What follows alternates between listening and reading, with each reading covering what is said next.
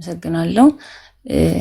እና እኔ ምንድነው ጥያቄ እንትን ላይ ምንድነው ዩቲዩብ ላይ ሪከርድ የተደረገ ቪዲዮ ይመስለኛል እያየሁ የነበርኩትና ከዛ ሁለቱም አልገባኝም እና እሱ ኃይሉንም ጠየቅኩት ግን ሌላ ሰው ምናምን ገብቶ ምናምን ሲከራከሩ እኔም ኮንፊውዝ ሆኜ ምንም ሳይገባኝ ወጣሁኝ ስለ ልጅነት እና እንደገና እኔና ባንድ ነኝ ስለሚለው ከዛ ደግሞ አንተና ኤርሚያስ አለ መሰለኝ እዚህ አሁን ከዛ እንደገና እያወራችሁ ከሱ ጋር እያወራችሁ ከዛ ደግሞ ወጣችሁና ምንም በቃ ልረዳ አልቻልኩም ሊገባኝ አልቻለም ማለት እንደነገርኩኝ ቃልዮት ላይ ያለሁት እና እንደዚህ አይነት ዶክትሪን ምናምን ነገሮችን ዲቴል በደንብ አይቼ አላቅም ምናምን ግን አሁን ላይ ደግሞ እዚህ ጋር ስሰማ እኔ ራሴ ወደ መጠራጠር ምንድነው እያወሩ ያሉት ነው እንደማለት ምናምን ገብቷል እና ግራ ገባኝና እንድታስረዳኝ ነው።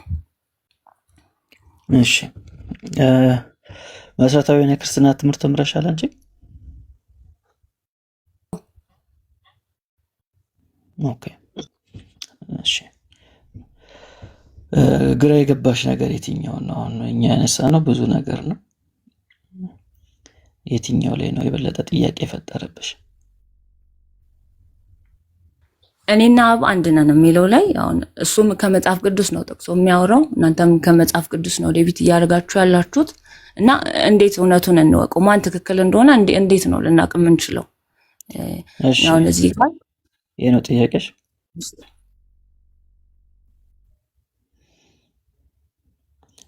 እሺ ጥልቶ ነው ቢን ኦኬ ጥያቄ ነው የሆነብሽ አይደል? ኦኬ እኔና አብ አንድ ነን ዝም ብዬ እኔ ብጠይቅሽ እኔና አብ አንድ ነን የሚለው አንቺና አብ አንድ ነሽ ብለሽ አሁን ጥያቄ ነው የፈጠረብሽ ወይስ ልትመልሽልኝ ትችያለሽ? ነው መመለስም ሳይሆን አሁን እኔና አብ አንድ ነን ሲል አሁን እንዴ ምናምን የሚያስደነግጥ ነው ቀጥታ ስሰማው ከዛ በኋላ ግን ሲነግረኝ ዘር ስለመካፈል ነው እያወራ ያለው ዘር ስለመካፈል ከሆነ ልክ ነው እኔ ከእግዚአብሔር ተካፍያለሁ ልጅ ነኝ ስለዚህ አሁን ለምሳሌ እኔ ከአባቴ የተካፈልኩት ዘር የሱን ዘር ነው ለማስቀጠልሽ ለዘር ሲወራ የአባቴን ዘር የአያቴን ዘር በቃ በዛ ልክ ነው ስለ ዘር ከተወራ ማለት ነው ስለዚህ ከማይጠፋው ዘር ተወልዳችኋል ካለ እኔ ከእግዚአብሔር ዘር ነው ማለት ነው የተገኘሁት ከእግዚአብሔር ነው የተወለድኩት ማለት ነው ስለዚህ ከዛ ደግሞ እኔ እሱን እየሰማሁ እያለ ደግሞ እናንተ አጋንንት ምናምን ስትሉ ሰማሁኝ። እሺ አሁን በዚህ ረገድ በዚህ ማብራሪያ ምን ድምዳሜ ላይ ደረስሽ? እኔና አብ አንድ ነን የሚለው ድምዳሜ ላይ ደረስሽው?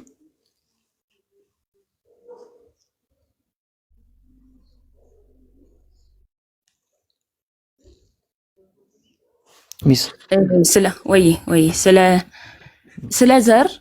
ስለ ዘር ካወራው አንፃር አው እኔ ከእግዚአብሔር ዘር ስለተገኘው የእግዚአብሔር ዘር አለብኝ የእግዚአብሔር ልጅ ነኝ እና እኔና አብ አንድ ነን ማለት እግዚአብሔር ነኝ ማለት ሳይሆን እኔ ከእግዚአብሔር የተገኘው ልክ የአባትና የልጅ አይነት ህብረት እኔ አባቴን ነው የምመስለው እንደ አባቴ ነው ያለውት ከሚለው አንፃር ሲሆን ሲነገር እሱን ማብራሪያው ነገርሽን እኮ ይሄ ማብራሪያ ይዘሽ የደረስሽበት በቃ መጨረሻው እኔና አብ አንድ ነን ማለት ነው።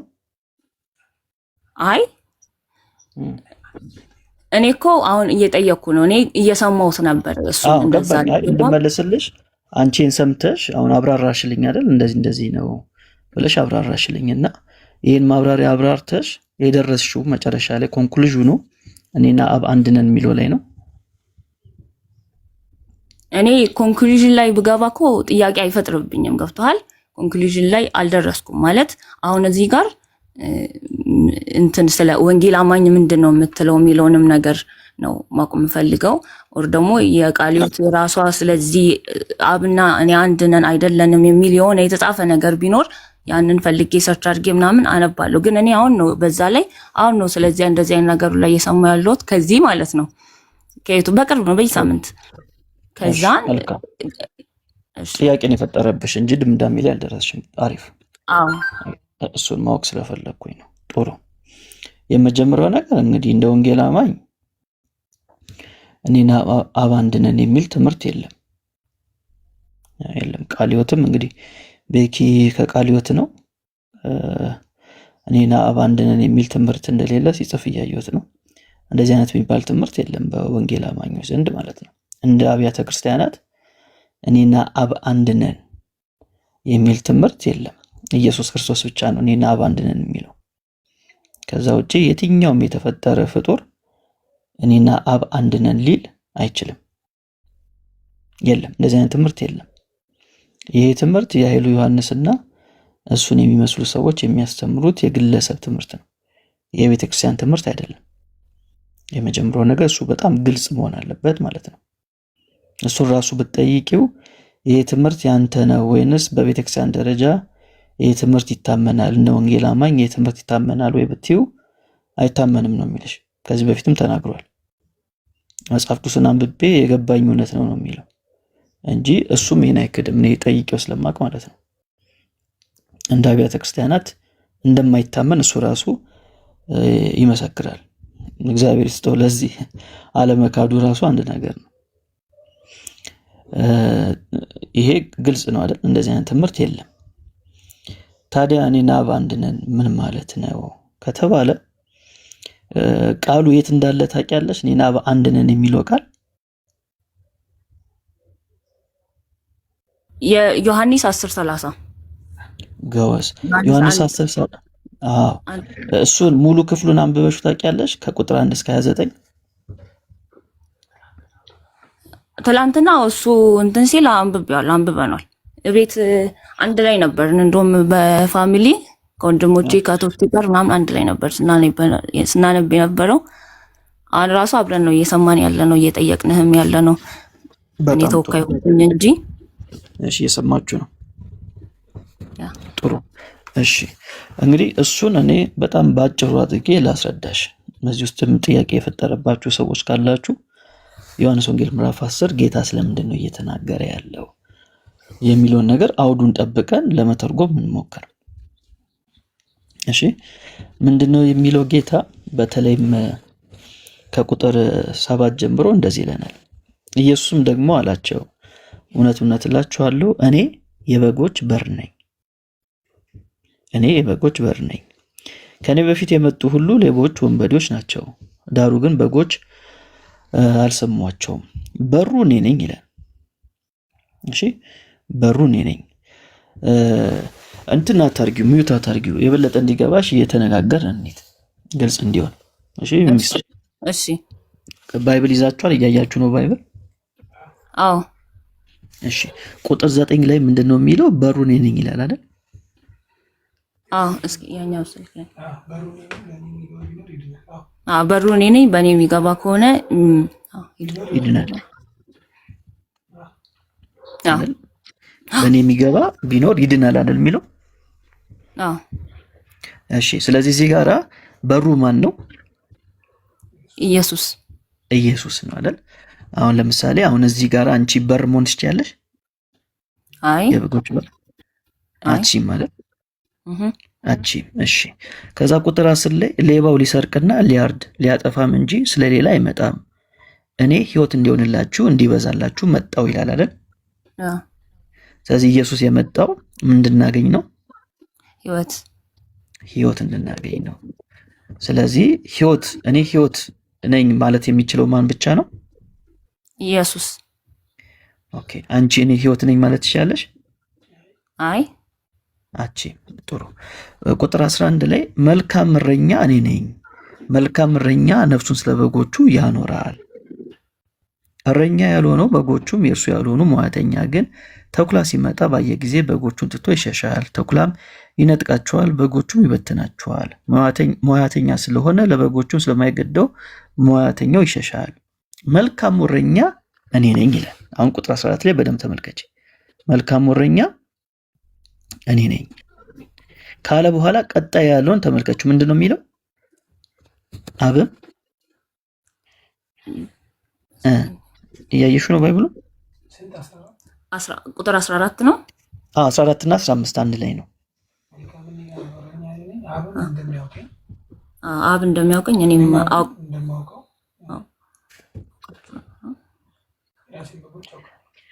አዎ አብም እንደሚያውቀኝ እኔም አብን እንደማውቀው ይላል አይደል?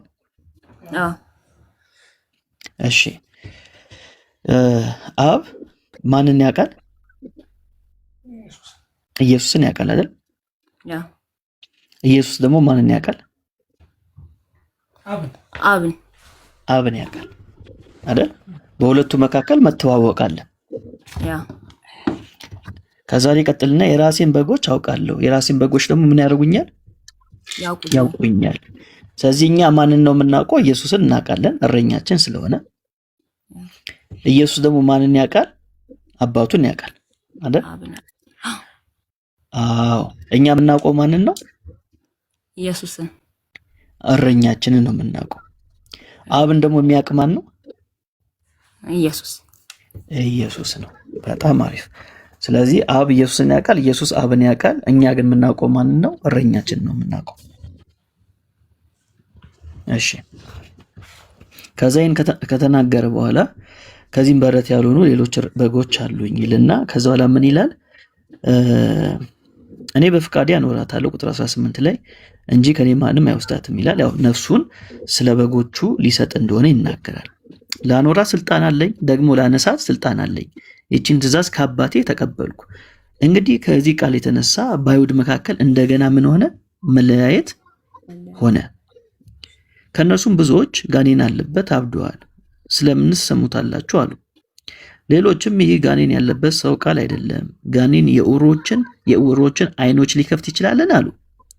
በኢየሩሳሌም የመቅደስ መታደስ በዓል ሆነ፣ ክረምትም ነበር። ኢየሱስ በመቅደስ ይልና ወደ ዋናው ፖይንት እንምጣ።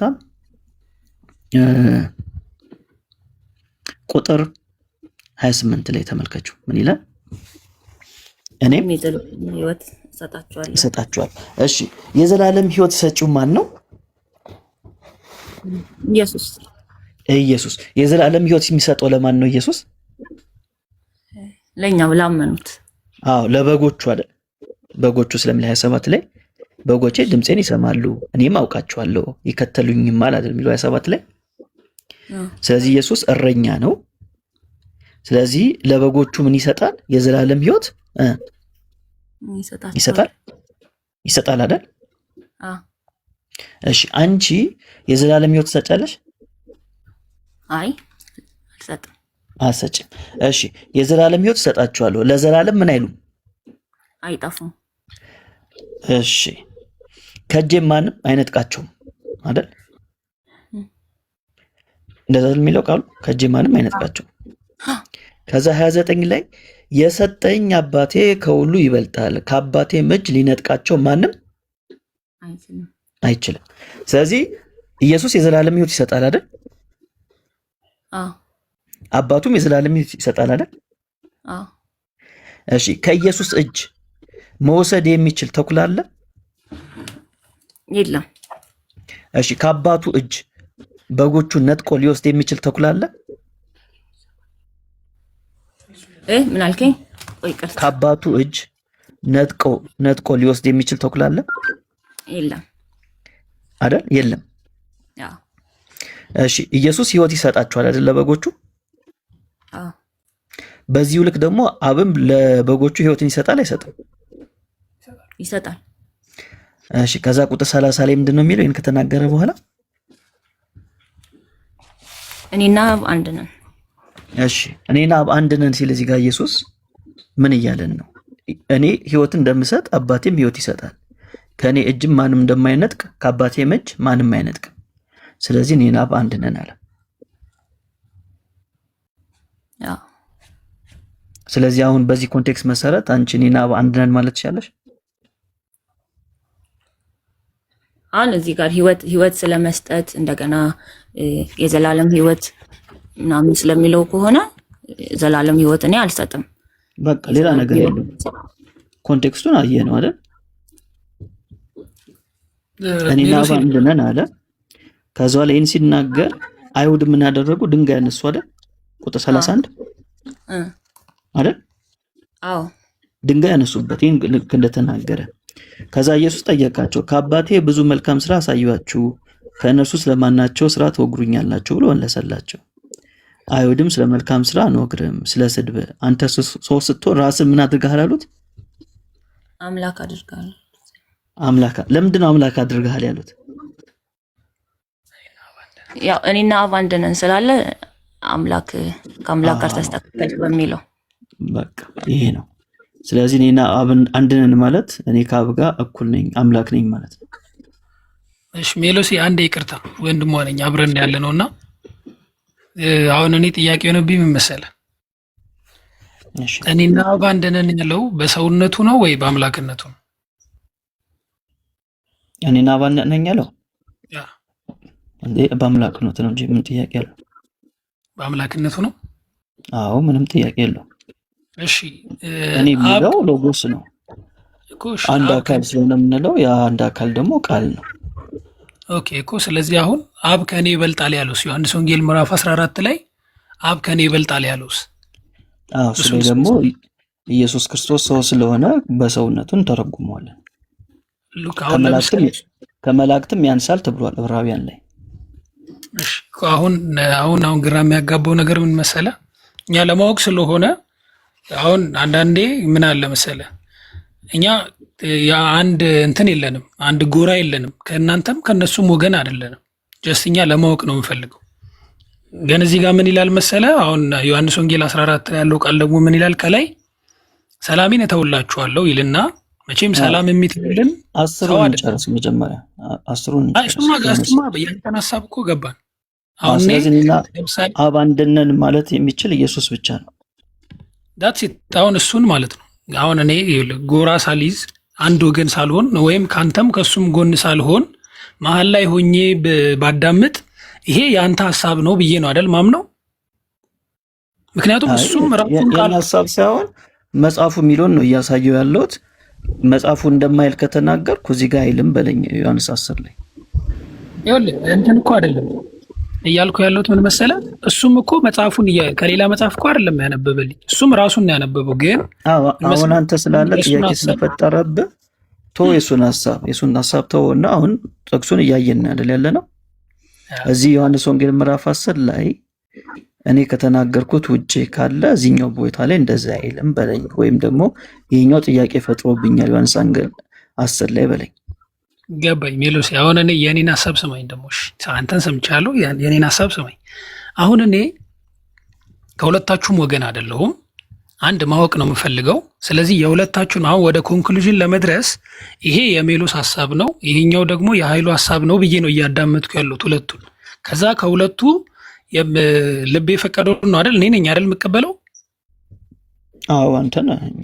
እኔ ነኝ የሚቀበለው አይደል እኮ። ለዛ ነው አሁን ይሄኛውን እንዳንተ ሐሳብ፣ ምክንያቱም ሁለታችሁም ያነበባችሁልኝ። አሁን እኔ አንድ ልክ ኒውትራል ብሆን ካንተም ከሱም ወገን ባልሆን፣ ሁለታችሁም ያነበባችሁልኝ ራሱን ቃል ነው፣ ራሱን ያብራራችሁልኝ ራሱ ነው ከመጀመሪያ። እሱም ትላንትና ሙሉ ነበር ሲያነብልኝ ነበር።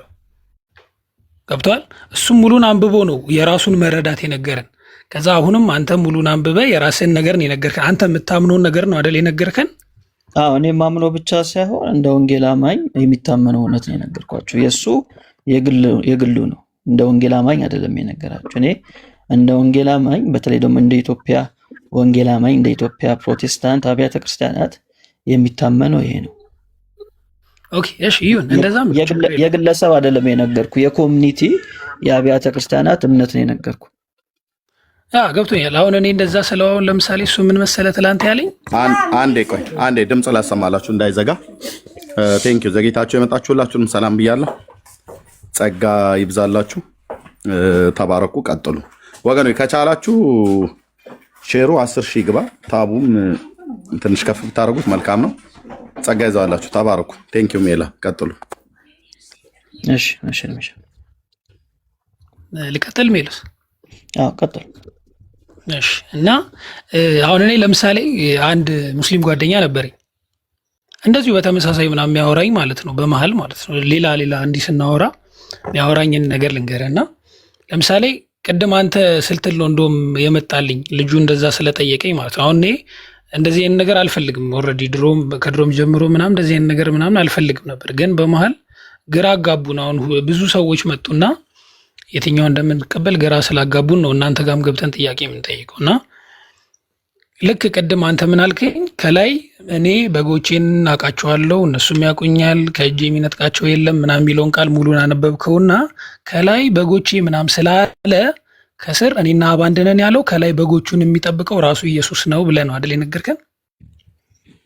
ህይወት ከመስጠት አንጻር አባቱም ይሰጣል እሱ። ናይስ።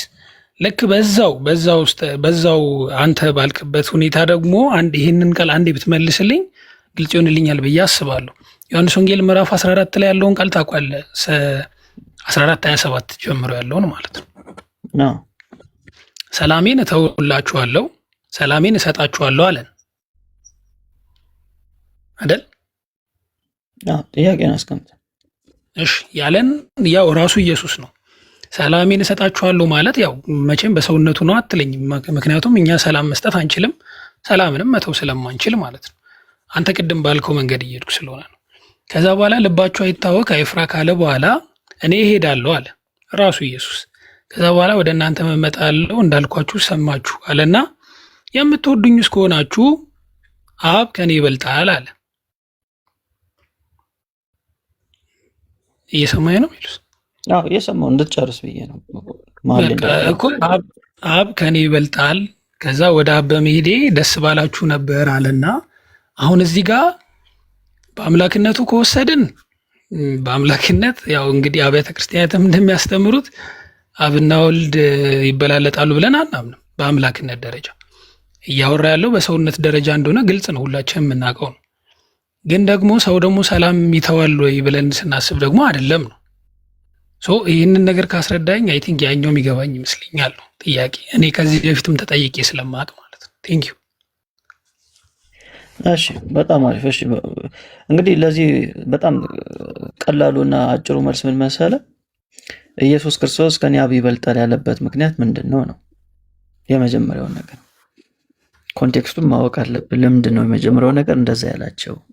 ምን ሊፈጠር ስለሆነ ነው እንደዛ ያላቸው? ለምሳሌ ኮንቴክስቱን አንብበው የምታውቅ ከሆነ ለደቀ መዛሙርቱ ነው አይደል እንደዛ የሚላቸው? አዎ እንደዛ ያላቸው ለምንድን ነው? ሌር ስለሆነ ነው። ሊሰቀል ከማለቱ በፊት አይደል እንደዛ የሚላቸው አይደል? አዎ ምንድን ነው እያላቸው ያለው? ሊሄድ ነው እያላቸው ነው። ስለዚህ ሊሄድ ስለሆነ ማዘን የለባችሁም። የመጣው ከማን ነው? ከአብ ዘንድ ነው የመጣው።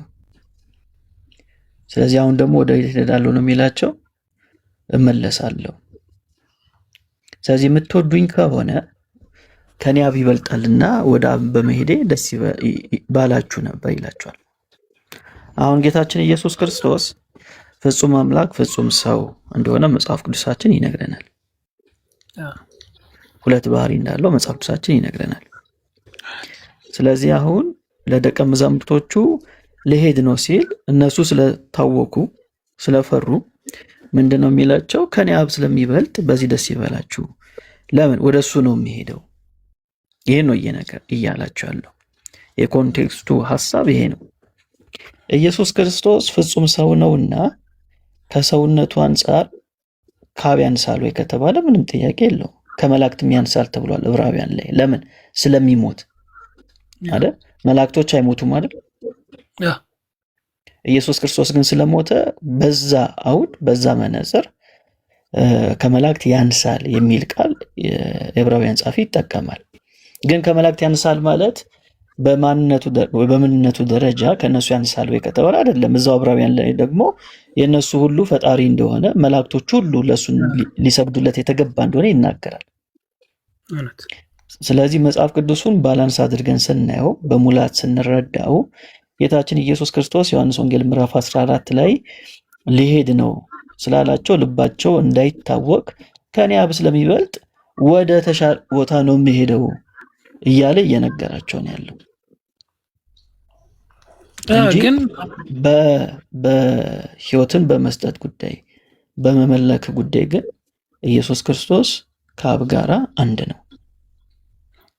እሱን እኮ ነው ማለት አሁን እኔ አሁን ግራ ያጋባን እንስለ ከላይ ከዛው 27 ቁጥር ላይ ሰላም እተውላችኋለሁ አለ። ሰላም እተውላችኋለሁ፣ ሰላሜን እሰጣችኋለሁ አለ ያለው ኢየሱስ ነው። እሱን በሰውነቱ ነው በአምላክነቱ ነው ብለህ አንተም በሰውነቱ ነው አትለኝም አይደል? አዎ ምን መሰለህ፣ አሁን ጌታችን ኢየሱስ ክርስቶስ ሲወለድ የሰላም አለቃ ተብሏል አይደል? ስለዚህ የሰላም አለቃ ሰላምን የሚሰጥ ነው። ስለዚህ ሲወለድ ከሰውነቱ ነጥለ ነው እናይም። ለምን ከተባለ ሲወለድ የሰላም አለቃ ተብሎ ይጠራል ይለናል። ስለዚህ ሰላም ሰጪ ነው። ስለዚህ የተለየ አድርገን አንረዳው። የተወለደው አማኑኤል የተባለው እግዚአብሔር ከኛ ጋር ሆነ የተባለው በስጋ ሲወለድ እሱ ምንድነው? የሰላም አለቃ ነው። ስለዚህ የሰላም አለቃ ስለሆነ በአንዱ ፐርሰን በዛው እንረዳዋለን። ምንም ለውጥ አያመጣም እዚህ ጋር ሰላም የሚለው እኮ። አይ እሺ እንደዛ ከሆነ እና በምንድን ነው ብዬ እንደቀድሞ ብጠይቅ በምንድን ነው ልትለኝ ነው? ወይም ደግሞ በምንድን ነው የምትረዳው? በሰውነቱ ነው በአምላክነቱ? ያ እኮ እሱን እኮ ነው እያልኩ ያለሁት። ሲወለድም የሰላም አለቃ ተብሎ ተጠርቷል። ያ እሱማ የዘላለም አባትም ተብሏል እኮ። እኮ የተወለደው እንደዛ የሚል ቃል ስለሚጠቀም መጽሐፍ ቅዱሱ በዛው በሰዋዊ ኔቸር ወይም ደግሞ በሰውነቱም ኔቸር የሰላም አለቃ ብለን እንጠራዋለን። ምንም ለውጥ ስለማይመጣ ሲወለድ ስለሆነ እንደዛ የተባለው ማለት ነው። እንዴ እኮ ሲወለድ እኮ የሰላም አለቃ የዘላለም አባትም ተብሏል። ስለዚህ የዘላለም አባት በሰውነቱ ነው። የዘላለም አባት እኮ የሚለው ምንድን ነው? ዘላለማዊ ነው ማለት ነው። ሌላ ነገር ነው። ስለዚህ እኮ እሱን እኮ ነው አሁን የተወለደው ዘላለማዊ ነው።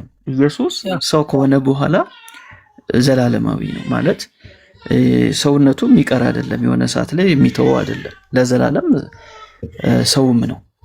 ስለዚህ እሱ ምንድነው? ዘላለማዊ ነው። ሰው አይደለም የሚለው የዘላለም አባት ነው የሚለው። የዘላለም አባት ምን ማለት ነው? የዘላለም አባት ማለትማ የዘላለም አባት ማለት ነው። እንዲህ ምን ሊሆን ይችላል? ሌላ ዘላለማዊ ማለት ነው። የዘላለም አባት ማለት ኦቬስ አሁን ለምሳሌ ሁሉም ሰው ዘላለማዊ ነው አይደል? ጅማሬ የለውም ግን ፍጻሜው ዘላለም ነው አይደል? ነው አይደል? በቃ አንዴ ካላመነ በሲኦል ዘላለም ይኖራል፣ ካመነ ከእግዚአብሔር ጋር ዘላለም ይኖራል። እውነት ነው። ግን እናንተ ዘላለም አባት ግን ሊሆን አይችልም። የኢየሱስ ክርስቶስ ግን ጅማሬ የለውም።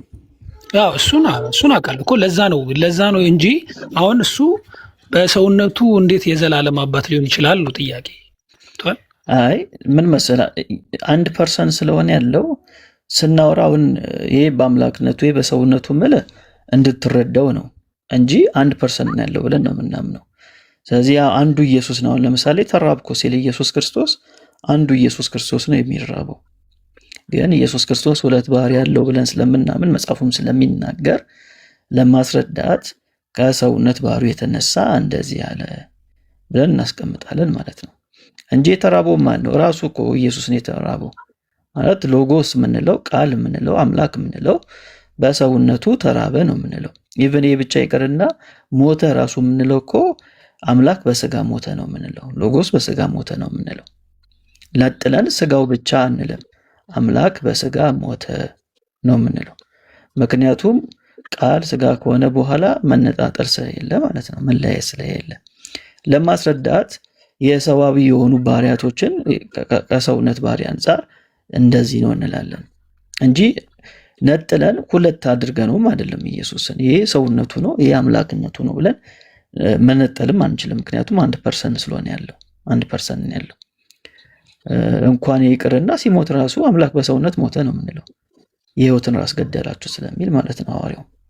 በዚህ አይነት መንገድ ነው መጽሐፍ ቅዱሱ የሚያስቀምጥልን። ስለዚህ እንደዚህ አድርገን ኢየሱስ ክርስቶስ የምንረዳው ከሆነ ቀደም እንዳልኩት አይደለም አብ ይቅርና በሰውነቱ ከመላእክት ራሱ ያንሳል ተብሎ ተጽፏል። ለምን? ስለሞተ። መላእክቶች ግን ምን አያደርጉም? አይሞቱም። መላእክቶች አይሞቱም። ስለዚህ እዚህ ጋም ስናይ ኮንቴክስቱ ዮሐንስ ወንጌል ምዕራፍ 14 ላይ እየነገረን ያለው ከሞቱ ጋር የሚገናኝ ነው። እንደሚሞት እየነገራቸው ነው። ስለዚህ ከዚህ አንጻር ከኔ አብ ይበልጣል አለ። ከኔ አብ ይበልጣል ብሎ ነገራቸው ማለት ነው። ይሄ ነው የመጽሐፉ ሐሳብ። ስለዚህ አሁን ሁለቱ ግን ጥያቄዎች ተለያይቶብኛል። አሁን እኔና አብ አንድ ነን ከሚለው ውጪ ነው አይደል ይሄኛው ጥያቄ? ኖ ኖ አይደለም። የኃይሉ ዮሐንስ አይደለም ይሄ። አይ አይደለም። እኔ ተጠይቄ እኮ ነው። እኔ ጓደኞች አሉኝ እንደዚህ አይነት ጓደኞች እና አሁን እኔ ጥያቄ የሆነብኝ መጀመሪያም ጥያቄ የሆነብኝ እኔ ነበርኩ እና የእሷ ቲክቶክ አካውንት ስለነበር ነው በመሀል የገባሁት እኔ ጓደኞቼም እንዴት መሰለ እነሱ አይ ቲንክ ይሰሙታል መሰለኝ ኃይሉ ሙስሊሞች ናቸው። አይ አይደለም ክርስቲያን ናቸው። እሱን ይሰሙታል እና አንድ ሙስሊም ጓደኛ አለኝ እና ሁለታችንም ክርስቲያን የሆንን ስናወራ ሰምቶን አይ ቲንክ ኬት ያምጣው አላውቅም፣ ግን እዚህ ጋርም እኮ እንደዚህ የሚል ጥቅስ አለ አለኝ። ከዛ እኔ ያየሁት ከላይ ሰላምን እተውላችኋለሁ ካለ እኔ አሁን መጀመሪያ እያሰብኩ ያሉት ምንድን ነው ሰላምን እተውላችኋለሁ ሲል በአምላክነቱ ነው እያወራ ያለው። ምክንያቱም ሰው ለሰው ሰላምን ሊተው አይችልም ነው ሀሳብ የመጀመሪያው ገብቷል። ከዛ ሰላሜን እሰጣችኋለሁ ሲል እያወራ ያለው በአምላክነቱ ነው ብዬ ነበር መጀመሪያ ያሰብኩት። ስለዚህ በዛው ከዛው ሳይወርድ ምንም ቁጥርም አልዘለለም። እዛው 27 እና 28 አንድ ላይ እኔ ሄዳለሁ አለ። ሄዳለሁ ያለውም ራሱ ነው። ከዛ ግን ምን አለ ከአብ ከእኔ አብ ይበልጣልና ወደ አብ በመሄዴ ደስ ባላችሁ ነበር አለ። አሁን እዚህ ጋር ከእኔ አብ ይበልጣል ብለን ስናስብ እኔም ማስበው ራሱ ምንድን ነው ምክንያቱም የሥላሴ አማኝ ስለሆንኩኝ አብ ከእኔ ይበልጣል ሲል እኔ ስለ ሰውነቱ እያወራ ነው ብዬ ነው ማስበው። ከተሳሳትኩ ታርመኛል። እንደዛ ብዬ እያሰብኩኝ ከላይ ግን ስወጣ ደግሞ ላይ ምን ይላል ሰላምን እተውላችኋለሁ ይላል። አሁን ሁለቱ ተጋጨብኝ ብዬ ነው የጠየቅኩ ወይ ደግሞ ሁለቱን መክፈል አለብን?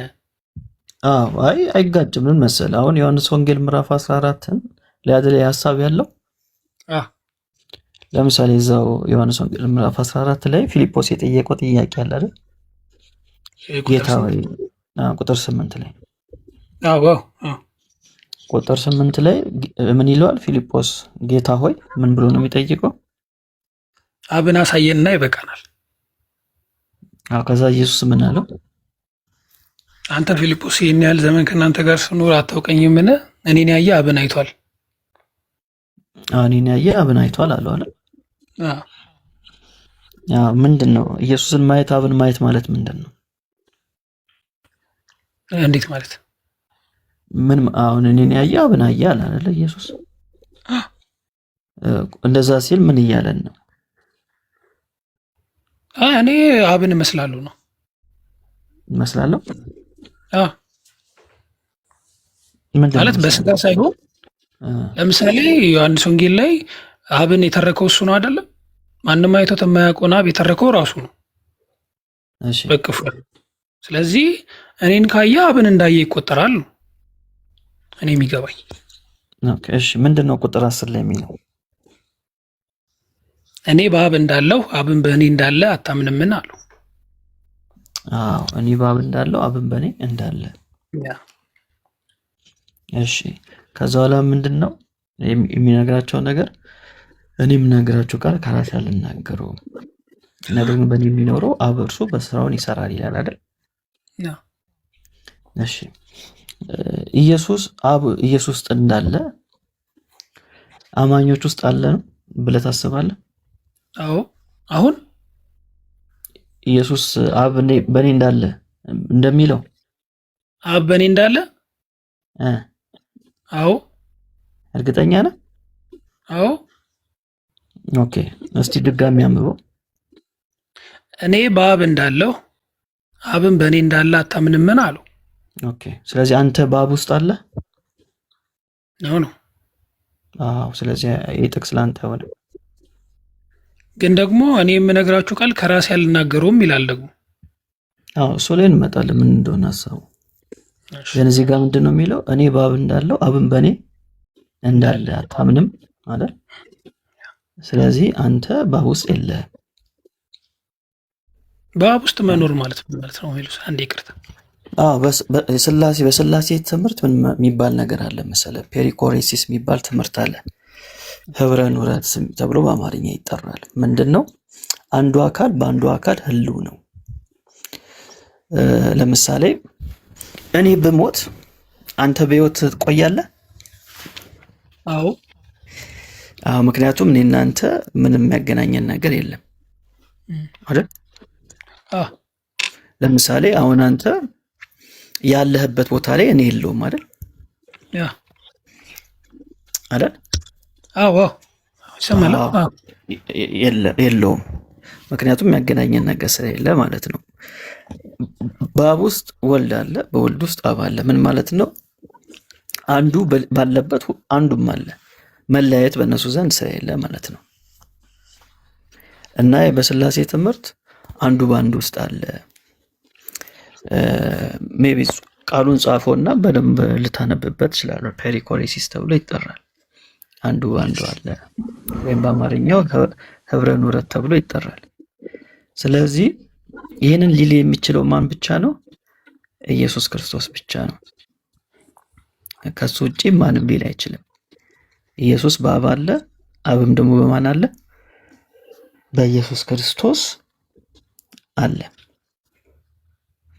ስለዚህ ዮሐንስ ወንጌል ምዕራፍ 14 ላይ አውዱን ራሱ ስናየው በአብና በወልድ መካከል ያለውን ዘላለማዊ የሆነ ግንኙነትን እናያለን። ሲጀምር ገና ቁጥር 1 ላይ ልባችሁ አይታወክ ይላችኋል አይደል? ከዛስ በእግዚአብሔር እመኑ ይላል። ከዛ ደግሞ ምን ይላል? በእኔም ደግሞ እመኑ። አሁን ለምሳሌ አንተ አማኝ ከሆንክ እኔ በአንተ ማመን ይጠበቅብኛል? ምንም አንተ ማመን አይጠበቅብኝም። ግን በእግዚአብሔር እንደማምነው በኢየሱስ ማመን አለብኝ አይደል? ስለዚህ አውዱ እየነገረን ያለው እምነት ራሱ የሚጣልለት ማን ላይ ነው? አምላክ ላይ ነው። ስለዚህ በእግዚአብሔር እመኑ በእኔም ደግሞ እመኑ እያላቸው ነው ያለው። ስለዚህ ዮሐንስ ወንጌል ምዕራፍ 14 እንደውም ኢየሱስ ከአብ ጋራ አንድ መሆኑን፣ አብ ባለበት ሁሉ ኢየሱስ እንዳለ፣ ኢየሱስ ባለበት ሁሉ አብ እንዳለ የሚያሳይ ክፍል ነው። ስለዚህ አትጨነቁ፣ ልባችሁ አይታወክ እያለ ከመጀመሪያው ጀምሮ እየነገራቸው ያለው ሊሞት ስለሆነ እያዘጋጃቸው ነው ያለው። ለዛ ነው መንፈስ ቅዱስን እልክላችኋለሁ፣ መንፈስ ቅዱስም ከአብ ዘንድ የሚመጣ ነው እያለ ያስረዳቸውና ከዛ በኋላ እንደውም ደስ ይበላቸው አብ ከኔ ይበልጣል አላቸው። ለምን? ስለሚሞት ነው አይደል? የሚሞተው ደግሞ በምኑ ነው? በስጋው ነው። ስለዚህ አብ አይሞትም አይደል? አዎ በቃ አብ አይሞትም። የሞተው ማን ነው? ወልድ ነው፣ በስጋው ነው የሞተው። ስለዚህ በዚህ አንጻር ከኔ አብ ይበልጣል አለ። ምክንያቱም ስለሚሞት ሟች የሆነ ስጋን ስለያዘ። የክፍሉ ሐሳብ ይሄ ነው። በመካከላቸው ግን መበላለጥ አለ ወይ ከተባለ በምንነት ደረጃ ካየነው ግን ከላይ ጀምሮ ስናይ በእግዚአብሔር እመኑ ብሏል፣ በእኔም እመኑ ብሏል። በአብ በእኔ ያለ እኔም በአብ ውስጥ አለው ብሏል። እኔን ያየ አብን አይቷል ብሏል። ማንም ፍጥረት እንደዚህ ማለት አይችልም። በነገራችን ላይ እኔን ያየ አብን ያየ ማለት ማን ነው የሚችለው? የትኛው ነቢይ የትኛው ሐዋርያ እንደዛ ብሏል? ማንም ማለት ሊል አይችልም። ምክንያቱም በፍጹም አብን የገለጠልን አብን ያብራራው በምድር ላይ እግዚአብሔር ምን ይመስላል ከተባለ መልሱ ኢየሱስን ነው። ያንን በሙላት ያሳየን ማን ነው? ኢየሱስ ነው። ሌላ ማንም የለም። ምክንያቱም እሱ ራሱ ማን ስለሆነ ነው? እርሱ ራሱ አምላክ ስለሆነ ነው። አንድ ባህሪ ነው ያለው ማለት የአምላክነት ምንለው አንድ ባህሪ ነው። አምላክ ምንለው የአብም የወልድም አንድ ነው። ሌላ የተለየ ነገር የለም። ምንነቱ አንድ ነው። በማንነት ስንመጣ ግን አብ እንላለን፣ ወልድ እንላለን ማለት ነው። በዚህ አይነት መንገድ ነው ክፍሉን ልናየው የሚገባው። ምናልባት ብሩክ የምጨምረው ነገር ካለ መጨመር ትችላለህ። እኔ ብቻ እንዳልሆነ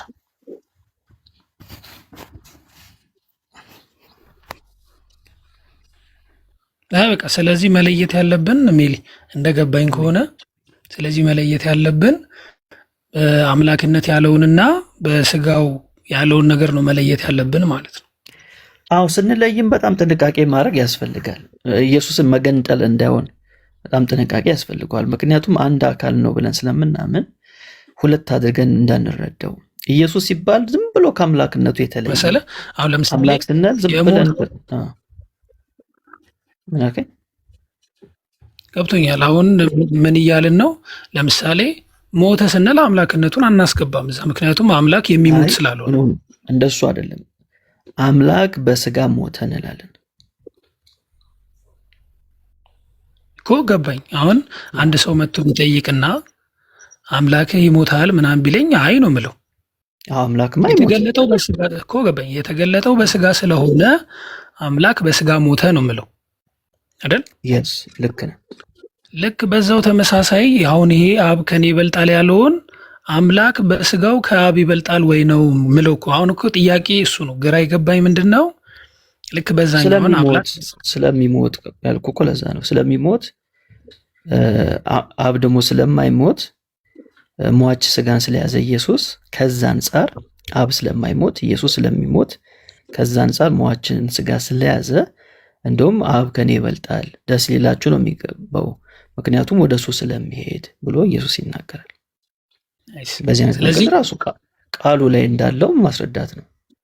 በጣም አሪፍ። እሺ ልክ እንደዛው እንዲያስቀልኝ ሰላምን እተውላችኋለሁ የሚለውን በምን ልውሰደው? እሺ በቃ አሁን ሌላው ፒስ ነው። ይሄኛውን በምን ልውሰደው? ሰላምን እተውላችኋለሁ የሚለው ይሄኛውንም መውሰድ ያለበት ቅድም እንዳልኩ ነው። አሁን የሰላም አለቃ ተብሎ የተጠራው ሰው ከሆነ በኋላም የሰላም አለቃ ተብሎ ተጠርቷል። ያ አንዱ ማንነት ሰው ከሆነ በኋላ በዛ በአንዱ ማንነት ስለምንጠራው የሰላም አለቃ ተብሏል። ማን የሰላም አለቃ ስል ኢየሱስ ነው የምንለው አይደል? ኢየሱስ የሰላም አለቃ ነው። ስለዚህ ይሄ የሰላም አለቃ የሆነው ኢየሱስ ነውና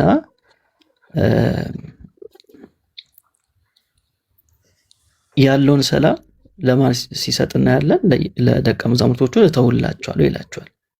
ግን እሱ ላይ በጣም ጥንቃቄ ማድረግ ያለብን ነገር ምንድነው ከተባለ የእሱ ራሱ ተግባራዊ የሆነው መንፈስ ቅዱስ ከመጣ በኋላ ነው፣ አጽናኙ ከመጣ በኋላ ነው።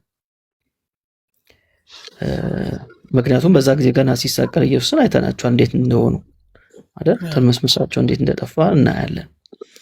ስለዚህ ከመንፈስ ቅዱስ መምጣት ጋራ ከመውረድ ጋራም የሚገናኝ ሐሳብ ነው እና ነጥለን እንደዚህ ማለቱ በጣም አደገኛ ነው። እንድትረዳው ነው ከቅድም ጀምሮ እንደዛ እያረኩ ያለሁት። ግን የሰላም አለቃ የሚለው ለአንዱ ፐርሰንት ሰው ከሆነም በኋላ እንደዛ የሚል ታይትል ተሰጥቶታል፣ ወይም እንደዚህ አይነት ታይትል አለው ኢየሱስ ክርስቶስ። ኦኬ እሺ፣ ቴንክ ዩ ለማንኛውም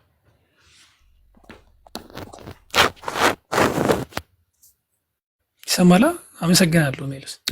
እሺ እሺ እሺ፣ አመሰግናለሁ እኔም ሰማሁ ስለነበር። እሺ፣ ስለዚህ እኔና አብ አንድ ነን ማለት የሚችለው ማን ብቻ ነው?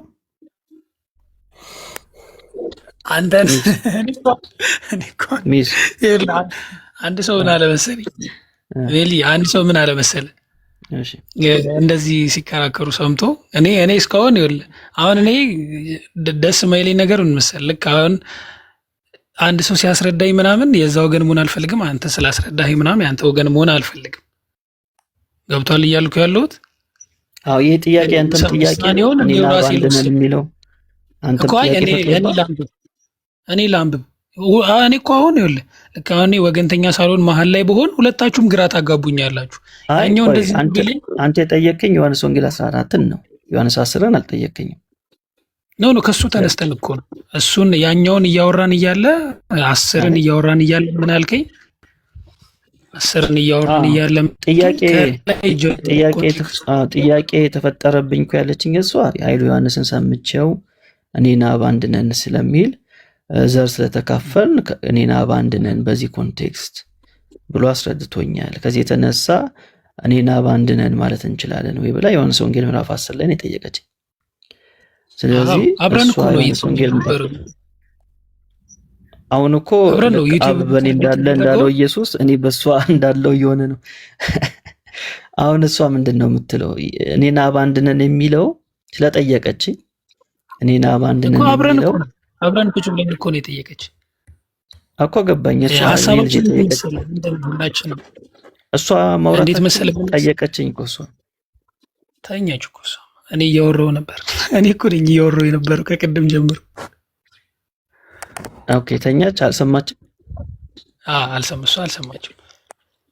እስቲ ቆይ እኔ ነግራለሁ። ግን አሁን እኔ ሐሳቤ የመሰለህ ልክ እንትኑን እኔ በደንብ ላጥነውና በራሴ ከዛ ከሁለታችሁ ልምረጥ ነው ሐሳቤ። ጥያቄው ማን የጠየቀህ ሜላ? እሱ ነው ወይስ እሷ ነች የጠየቀችህ? እሷ ነች የጠየቀችኝ።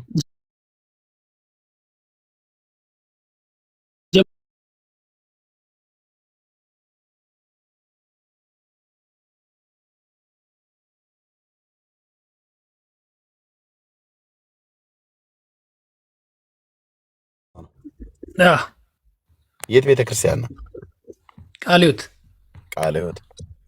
ይሄ ያንተ ነው ወይስ የሷ ፔጅ ነው? የሷ ነው። የሷ ፔጅ ነው።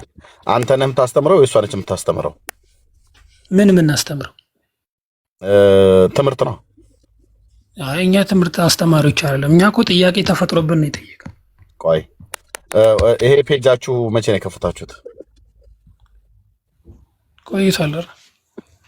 አንድ ፎሎወር ነው የምታደርጉት፣ 0 ፎሎወር ነው ያላችሁ። የስራ እኮ ነው ፎሎወር እንትኑ ችግር የለም የስራም ቢሆን ማለት ነው። ግን ምንም ብላችኋል፣ የዕለት ዕለት ስራና ህይወት ትንንሽ ቆይታዎችን ትምህርቶችና ልምዶችን በዚህ አካውንት አካፍላለሁ ብለሃል። ፎሎ አድርጉኝ ብለሃል። እሷ የሚሰራበት እንትን ቭሎግ ምናምን ስለሆነ የቭሎግ ምናምን አካውንት ነው እኮ። ታስተምራላችሁ፣ አገልጋዮች ናችሁ ማለት ነው አይደል? ታስተምራላችሁ። መንፈሳዊ አይደለም፣ ቭሎግ ነው። ኦኬ። አንደኛ በ0 ፎሎወር የመጣችሁ ችግር የለውም። እኛ ዋናው እናንተ መምጣታችሁ ነው። በ0 ፎሎወር አይደለም። ሁለተኛ ደግሞ ጥያቄውን ጠይቃ እሷ መተኛቷ ትልቅ ቢግ ኩዌስችን። ሶስተኛ እንደገና ኤርሚ አንዴ እንትን ያላልከው ነገር ምን መሰለህ፣ አንድ ላይ ነበረ እየሰማን የነበረው ዩቲዩብ ላይ ሪከርድ የተደረገ ከትላንት መቼ ይሁን አላውቅም፣ ግን እናንተ ሜሎስ ከማን ጋር ነው ከኃይሉ ጋር ምናምን እያወራ ተጨቃጭቆ የወጡበትን እየሰማን ነበረ። ዩቲዩብ ላይ ሪከርድ የተደረገ ማለት ነው። ከዛ እሷ ገባችና ኃይሉ ጋር አብረን ነበረን። ሁላችንም አንድ ቤት ውስጥ እኮ ነው ያለን ነው። ኃይሉ ጋር ገባንና አንተ እንደዚህ ትላለህ ብለን ጠየቅነው። ይሰማል? እሺ። ጠየቅነው። ኃይሉን ስንጠይቀው እሱ የራሱን አስረዳን። እንደዚህ ነው ብሎ ማለት ነው። እንደዚህ ነው አይደለም። ምን ብሎ አስረዳ? እስቲ ንገረን። እኔና ባንድ ነን ማለት እኔ ከእግዚአብሔር ነው የወጣሁት የእግዚአብሔርን ዘር ተካፍያለሁ ማለት ነው አለን። ስለዚህ ኃይሉ ዮሐንስ ከእግዚአብሔር ዘንድ ነው የወጣሁት ነው ብሎ ያለ? እንደዛ ነው ያለው። ከእግዚአብሔር ተካፍያለሁ። ቆይ ኢየሱስ ከአብ ዘንድ ወጥቶ መጥቷል አይደል? መውጣት ማለት ምን ማለት ነው? ኃይሉ ዮሐንስ በወጣበት አወጣጥ ነው ኢየሱስ የወጣው ወይስ ኢየሱስ በወጣበት አወጣጥ ነው ኃይሉ ዮሐንስ የወጣው ወጥቶ የመጣው? አሁን እኮ ኤርሚ እኔን እየጠየቅኝ ያለኸው እኔ ኃይሉና ሄዳችሁ ጠይቃችሁት መልስ መልሶላችኋል? ለምን አትመልሱልን? ጠይቃችሁ ጥሩ እኮ ነው። ሄዳችሁ መጀመሪያ ሄዳችሁ ጠይቃችሁታል። ጥሩ ነው። እኛም ጋር መጣችሁ መጠየቃችሁ ጥሩ ነው። ግን እዛ ኢየሱስ ከአብ ዘንድ ወጥቼ መጥቻለሁ ብሎ ባለበት አባባል እኔም ከአብ ዘንድ ወጥቼ መጥቻለሁ፣ ምንም ኢየሱስ ከኔ የሚበልጥበት ምንም ነገር የለም፣ በዘመንኛው ትምህርት አታካብዱ ነው። ወይ ደግሞ ምንም ኢየሱስ ከኔ የተሻለ ልጅነት የለውም፣ እሱ ያለው ልጅነት እኔም አለኝ። እሱ ከአብ ዘንድ ወጥቷል፣ እኔም ከአብ ዘንድ ወጥቻለሁ። እሱም የአብ ልጅ ተብሏል፣ እኔም የአብ ልጅ ነኝ። በእኔና በእሱ ልጅነት መካከል ምንም ልዩነት የለም። መውጣታችንም አንድ አይነት ነው፣ መለኮታዊነታችንም አንድ አይነት ነው ብሎ እያለ ነው ያለው። እና የኢየሱስ መውጣትና የኃይሉ ዮሐንስ መውጣት አንድ ነው ብሎ ሲነግርህ ምን ብላችሁ ጠይቃችሁት እናንተ ነው? በመጀመሪያ እንደዛ አይደለም ያለን። እሱ አንድና አንድ ያስረዳን ነገር ምንድን ነው? እሱ የነገረኝን ልንገርህ አኔለስ ለአንተ እሱ ያለኝ ምንድን ነው? እኛ የነገረን ማለት ነው የነገረን ከአብ ዘንድ ወጥቼ መጥቻለሁ ማለት የተገኘሁት ከአብ ነው ማለት ነው ያለው። ያ ደግሞ የሚያወራው ቆይ እሱ ያለውን እኮ ነው። እሱ ያለውን ነው የምነግርህ። ከአብ ነው የተገኘሁት ብሎ ሲል በምን አይነት አገኛኘት ነው የተገኘው? ኃይሉ ዮሐንስ አብ እንዴት አስገኘኝ አለ? እያወራ ያለው ስለ ሰውነቱ ነው አለን። እሱ ያለውን እኮ ነው።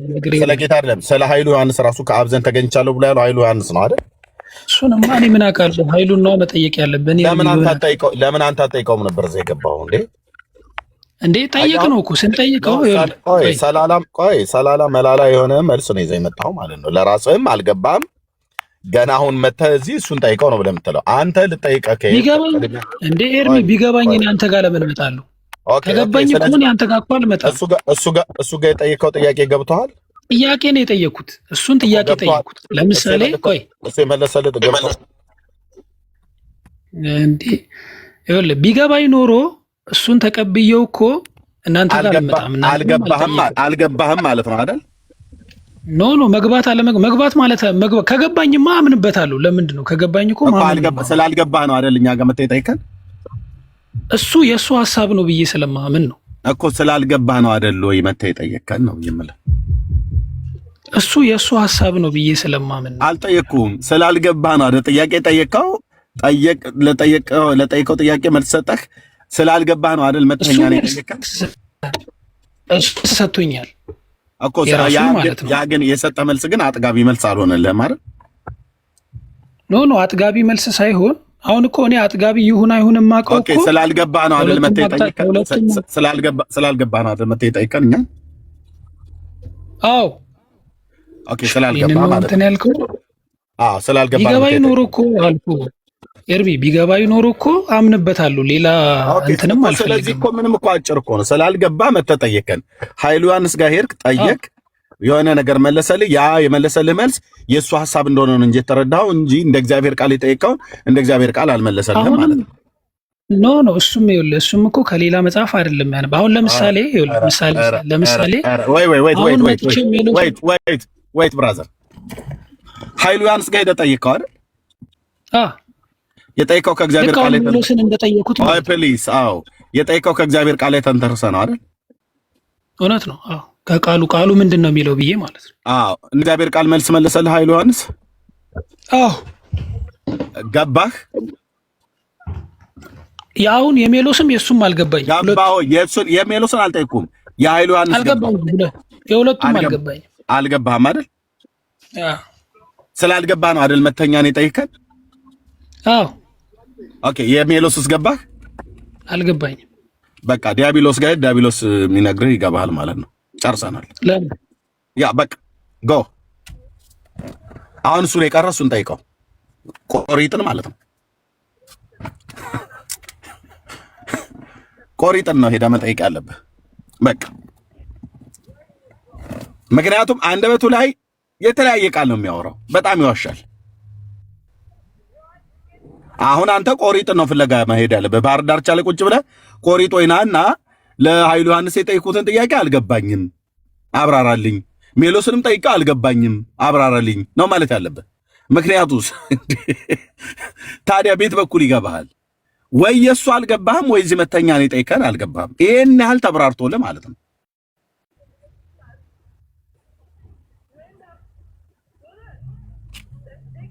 ሆ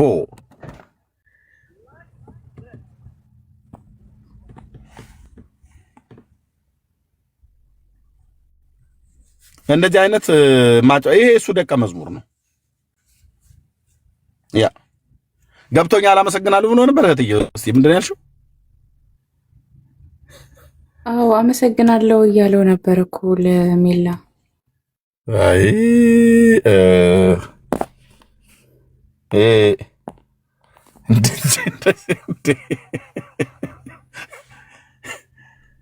ሜላ እግዚአብሔር ይስጥልን አልክ እንደዛ ብለው ሲልክ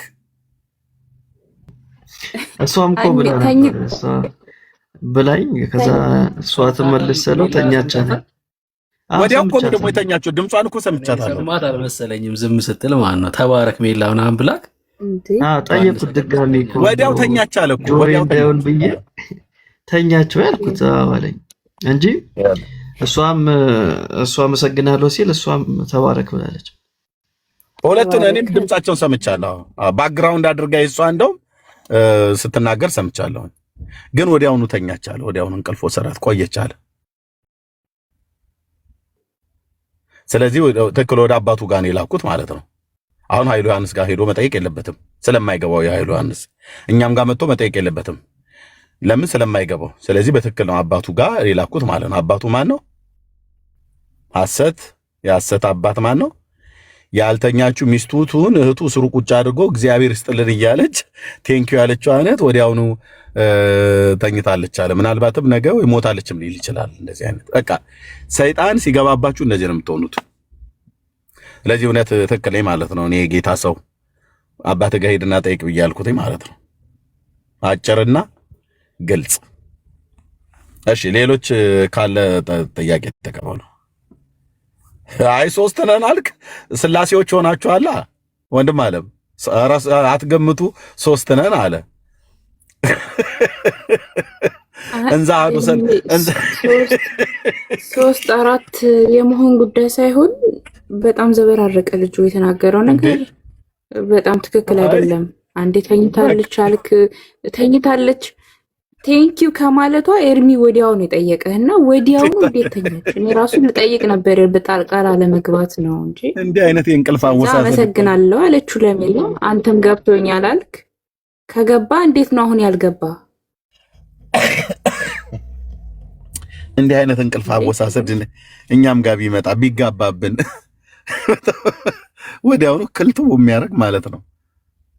ኦኬ 3 ነን አለ። አሁን ደግሞ እንግዲህ 3ቱ ስላሴ ይሆናችኋል ማለት ነው። የኃይሉ ዮሐንስን ትምህርት ተምራችሁ ትባዛላችሁ እንደ በየደቂቃው ከስህተታቸው ሲተት ደግሞ ቃለወት ነን ማለታቸው እኮ ነው። ቃለወት እንደዚህ አይነት አሳሳች ትምህርት አታስተምርም። እውነት ለመናገር የሰው ትምህርት ይዘው መጥቶ እዚህ ጋር የቃለወትን ስም ማጥፋትም ጥሩ አይደለም። እሺ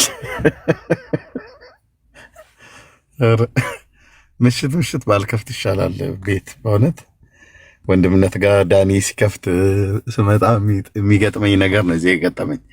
ኤኒዌይ እኔ ግን አንድ የተረዳሁት ነገር ልናገር እድሜ ትቻለሽ እትዬ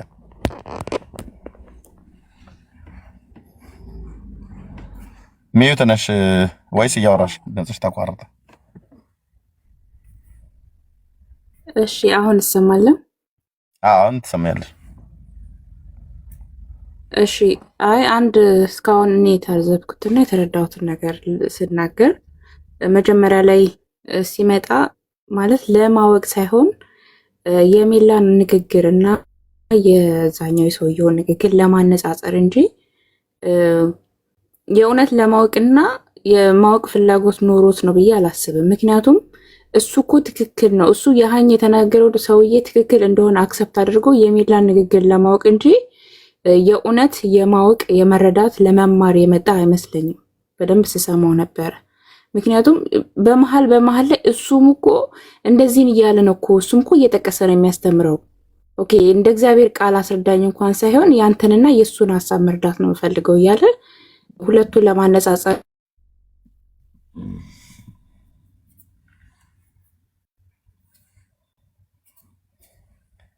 እየተቋረጥሽ ነው እህትዬ።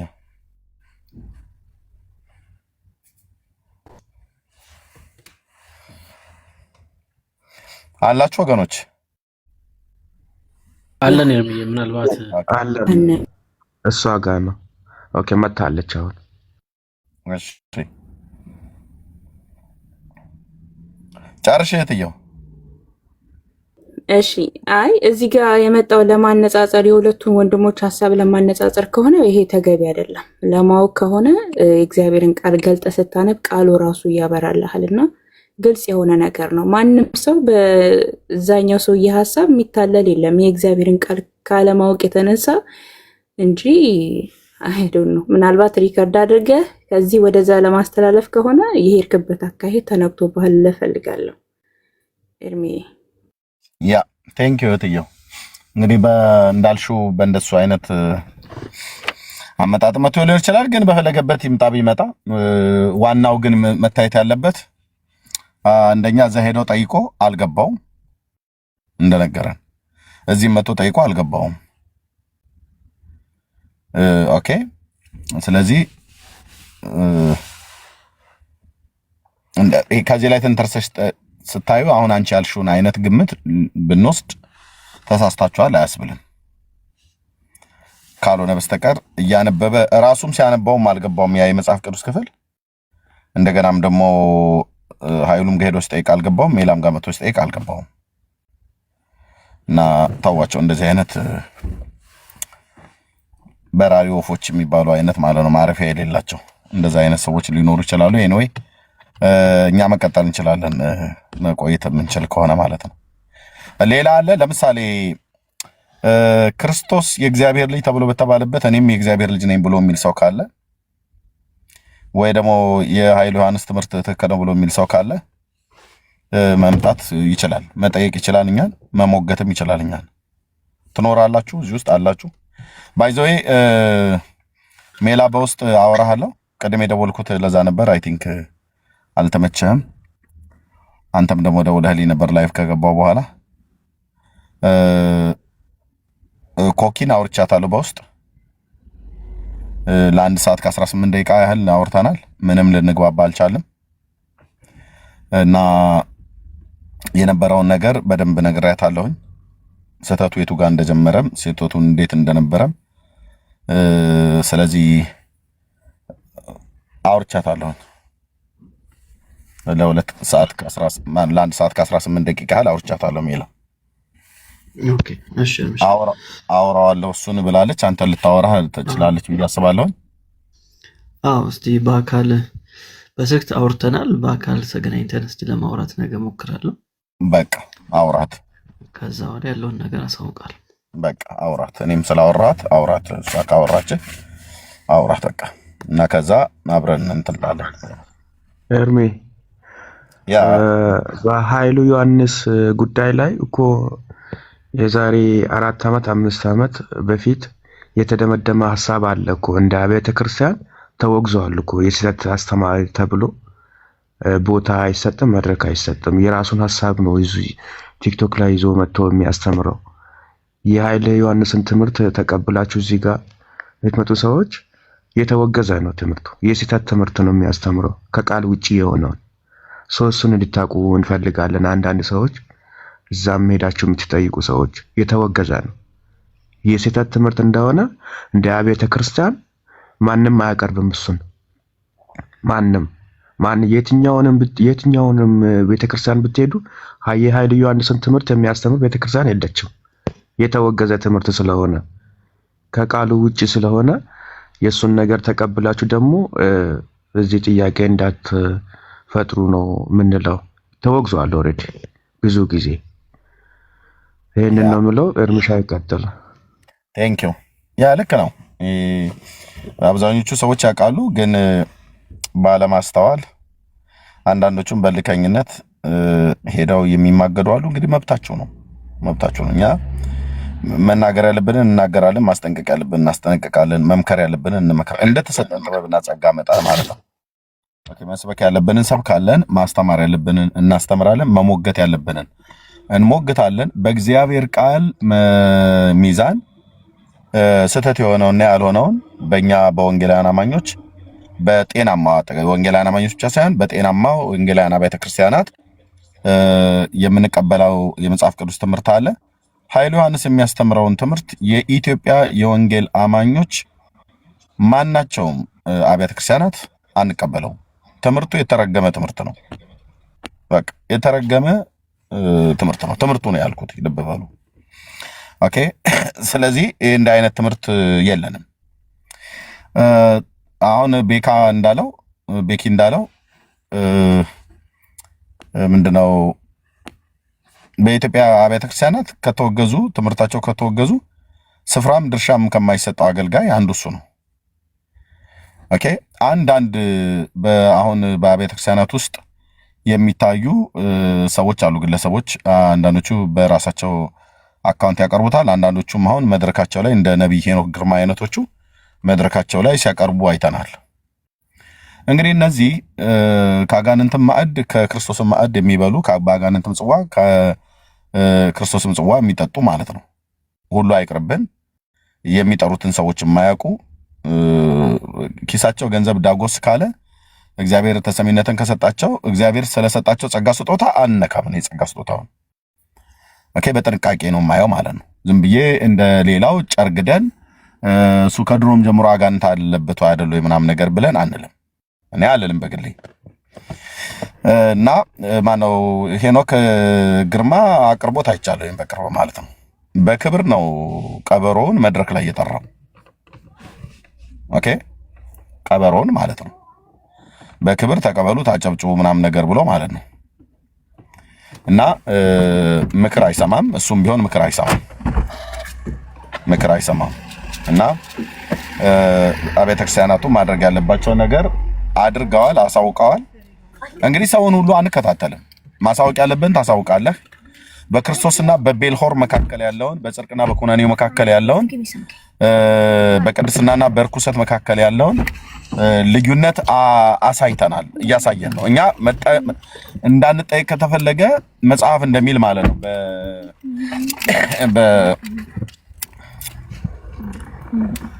ሁለት ክፍል አንብብላችሁ ወይ ከቻልኩኝ 3 ክፍል ሹሽ ጋይስ አንዴ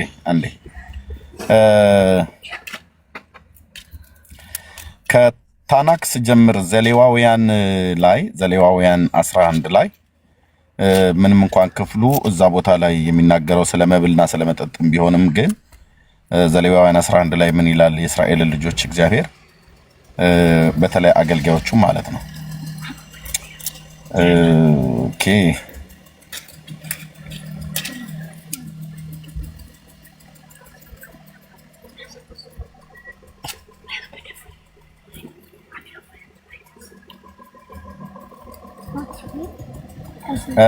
እንደዚህ ይላቸዋል። የእስራኤል አገልጋዮች ካህናት፣ ሌዋውያን ካህናት ህግ አስተማሪዎች ስለሆኑ ሹሽ ጋይስ ህግ አስተማሪዎች ስለሆኑ ምን ብሎ ይላቸዋል? እዛ የዘሌዋውያን 11 መጽሐፍት ላይ ምዕራፍ ላይ የተጻፈው ስለሚበሉና ስለማይበሉ እንስሶች ስለሚበሏቸው ስለሚንቀሳቀሱ እንስሶች በሰማይ ስለሚበሩ በምድር ስለሚሄዱ እንስሶች ስለነሱ ነው የሚያወራውና ቁጥር 43 ላይ እንዲህ ይላል፣ በሚንቀሳቀሱ ተንቀሳቃሾች ሁሉ ሰውነታችሁን አታጸይፉ፣ በእነርሱም እንዳትረክሱ ሰውነታችሁንም አታርክሱባቸው። ቁጥር 44 እኔ እግዚአብሔር አምላካችሁ ነኝና ሰውነታችሁንም ቀድሱ፣ ቅዱሳንም ሁኑ፣ እኔም ቅዱስ ነኝና በምድር ላይ በሚሳቡ ተንቀሳቃሾች ሁሉ ሰውነታችሁን አታርክሱ። ቁጥር 45 እኔ አምላካችሁ እሆን ዘንድ ከግብፅ ምድር ያወጣችሁ እግዚአብሔር ነኝ፣ እኔ ቅዱስ ነኝና እናንተም ቅዱሳን ሁኑ። ቁጥር 46 የእንስሳና የወፍ በውሃ ውስጥም የሚንቀሳቀሱ የፍጥረት ሁሉ በምድርም ላይ የሚንቀሳቀሱ ፍጥረት ሁሉ ሕግ ይህ ነው ካለ በኋላ አገልጋዮቹን የሚሏቸውን ስሙ። ቁጥር 47 ላይ ማለት ነው። ዘሌዋውያን 11 47 የመጨረሻው ቁጥር በርኩስና በንጹህ መካከል የሕይወትን ነፍስ ካላቸው በምትበሉትና በማትበሉት መካከል እንድትለዩ ነው ይላል። ኦኬ። በዚያ ዘመን ላይ የነበረው ትውልድ ይህንን መልእክት የሰማ ከሙሴ አፍ የሰማ ትውልድ ያስተውላል። ከዛስ በኋላ የሚነሳው ትውልድ ሙሴ ካለፈ በኋላ ያ ትውልድ ካለፈ በኋላ ታላላቆች ካለፉ በኋላ የሚነሳው ትውልድ በዘመኑ የሚነሱት አገልጋዮች ናቸው የሚያስታውቋቸው በየዘመናቱ ማለት ነው። ልጆቻቸውን ይወልዳሉ። ይሄንን የሕይወትን ሕግ ይነግሯቸዋል። ይሄኛው ይበላል፣ ይሄኛው አይበላም እያሉ ማለት ነው። በሚበሩ በንጹህ አዋፍት መካከል የሕይወት ነፍስ ካላቸው በምትበሉትና በማትበሉት መካከል እንድትለዩ ነው ይላል። ማለት ይህንን የሚለዩት ናቸው ካህናቱ ናቸው፣ አገልጋዮቹ ማለት ነው። ይህን ቀጥታ ሲናገር ሕጉን ሲተላለፉ በትንቢተ ሚልኪያስ መጽሐፍ ላይ እንደዚህ የሚል ቃል አለ። ሕጉን የተላለፉ ሰዎች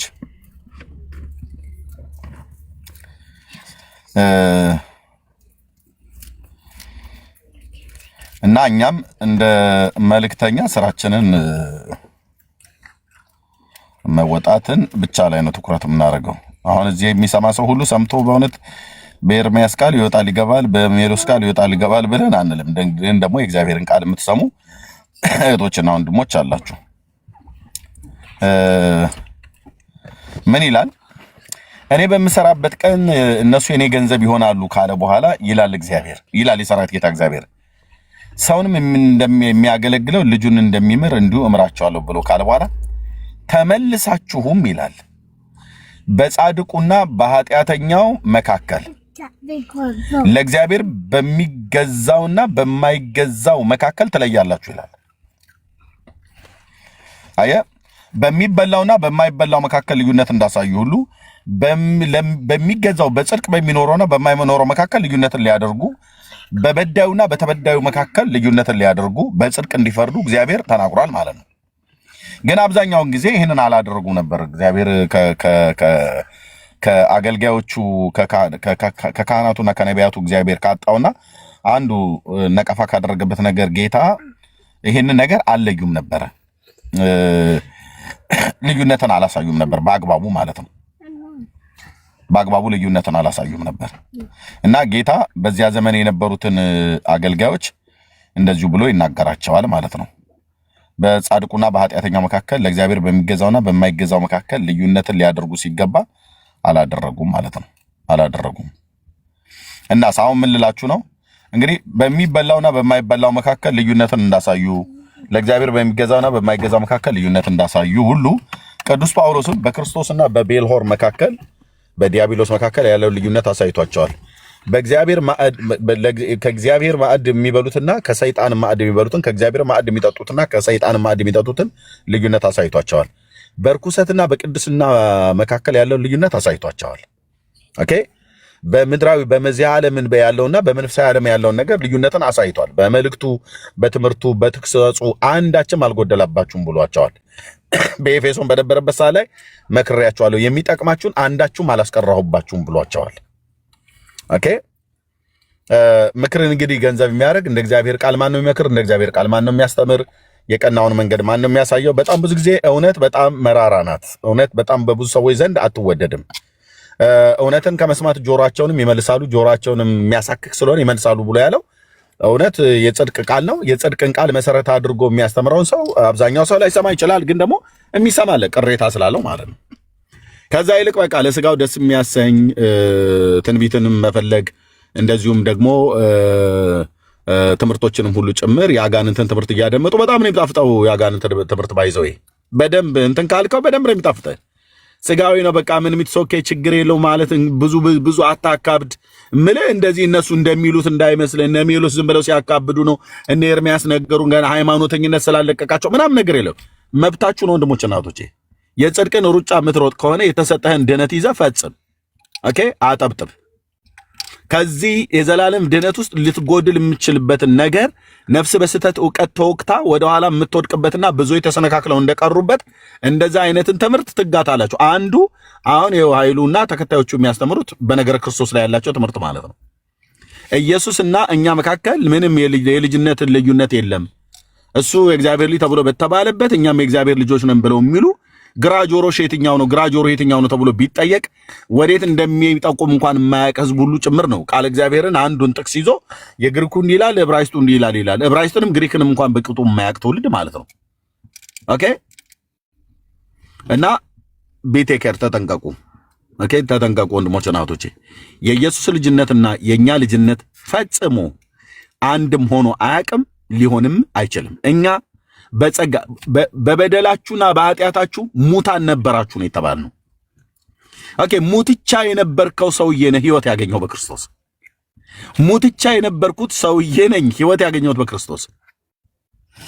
ከፍጥረቴ የቁጣ ልጅ ይሆንኩኝ በበደልና በኃጢአቴ ሙታን ይሆንን እግዚአብሔር ከወደደን ከትልቅ ፍቅሩ የተነሳ እኮ ነው ምሕረትን ያደረገልን። ልብ በሉ ከአመድ ከትቢያ አንስቶ አጥቦ ቀድሶ በልጁ ደም አንጽቶህ እንደ ዝንጀሮ ጎረምሳ ጫማህን ስታለካካ ከኢየሱስ እኩል በጣም ነው የሚያስቀኝ። በጣም ነው የምታስቀኝ እህትዬ።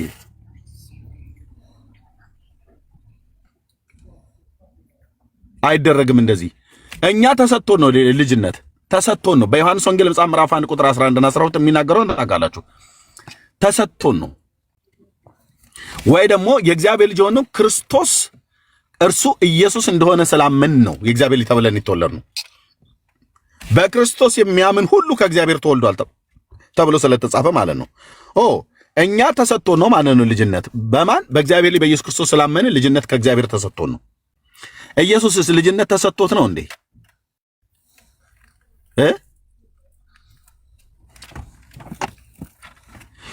አብ ልጁን ከባህሪ ወለደው ተብሎ በተባለበት ነው እኛ የተወለድ ነው አይደለም። እህቶች ነው ወንድሞች፣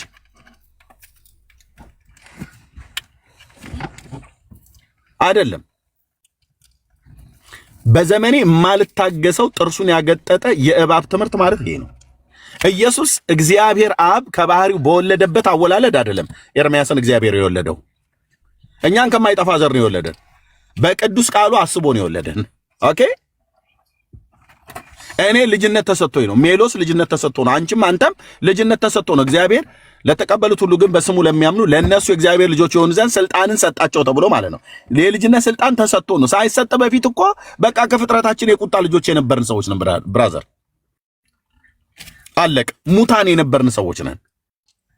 ኢየሱስ ግን የልጅነት ስልጣን የተሰጠው እንደኔና እንዳንተ ቃል አምኖ አይደለም ወይ እኔና አንተን በወለደበት ቅዱስ እግዚአብሔር አብ በእውነት ቃል አስቦ ወልዶት አይደለም። እሱን ኢየሱስ የእግዚአብሔር ልጅ ነው ተብሎ የተባለበት የባህሪ ነው። ባህሪ ማለት በአብና በወልድ ውስጥ በአብና በመንፈስ ቅዱስ ውስጥ ያለ የመለኮት ባህሪ ባለመቀነስ፣ ባለመጨመር፣ ባለመቀዳደም፣ ባለመበላለጥ ከዘላለም የነበር እግዚአብሔር ነው ማለት ነው። እንዴት የዘንድሮ ጴንጤ እንዴት ከአንድ አይሁድ ጌታን ካልተቀበለ አይሁድ እንኳን የተሻለ እውቀት እንዴት አይኖረው? እነሱ ከእግዚአብሔር ልጅ ነኝ ብሎ ስላላቸው ምን ማለት እንደፈለገ ገብቷቸዋል። ኦ አንተ አሉት። አዎ የእግዚአብሔር ልጅ ነህ? አዎ በቃ ያው አስተካክሏል አሉ እነሱ። አየህ ኢየሱስ የእግዚአብሔር ልጅ ትክክል እኮ ነው። ትክክል የገባቸው እሱም ትክክል የተናገረው። አይሁዳውያን አንዱ ከገባቸው እነሱ በነገር ይረዱት እንጂ ከገባቸው ነገር ውስጥ አንዱ እኔ እግዚአብሔር ልጅ ነኝ ብሎ ማለቱ እግዚአብሔር ነኝ ማለቱ እንደሆነ በደንብ ገብቷቸዋል። ሌላውም ትምህርት እንደዚህ ቢገባቸው ጥሩ ነበር። ግን ከገባቸው በኋላ ግን ለመግደል ነው ድንጋይ ያነሱት እንጂ አሜን ለማለት አይደለም። ከገባህ በኋላ አሜን ለማለት ነበር እጃቸው ማንሳት የነበረባቸው። የእግዚአብሔር ልጅ ነህ? አዎ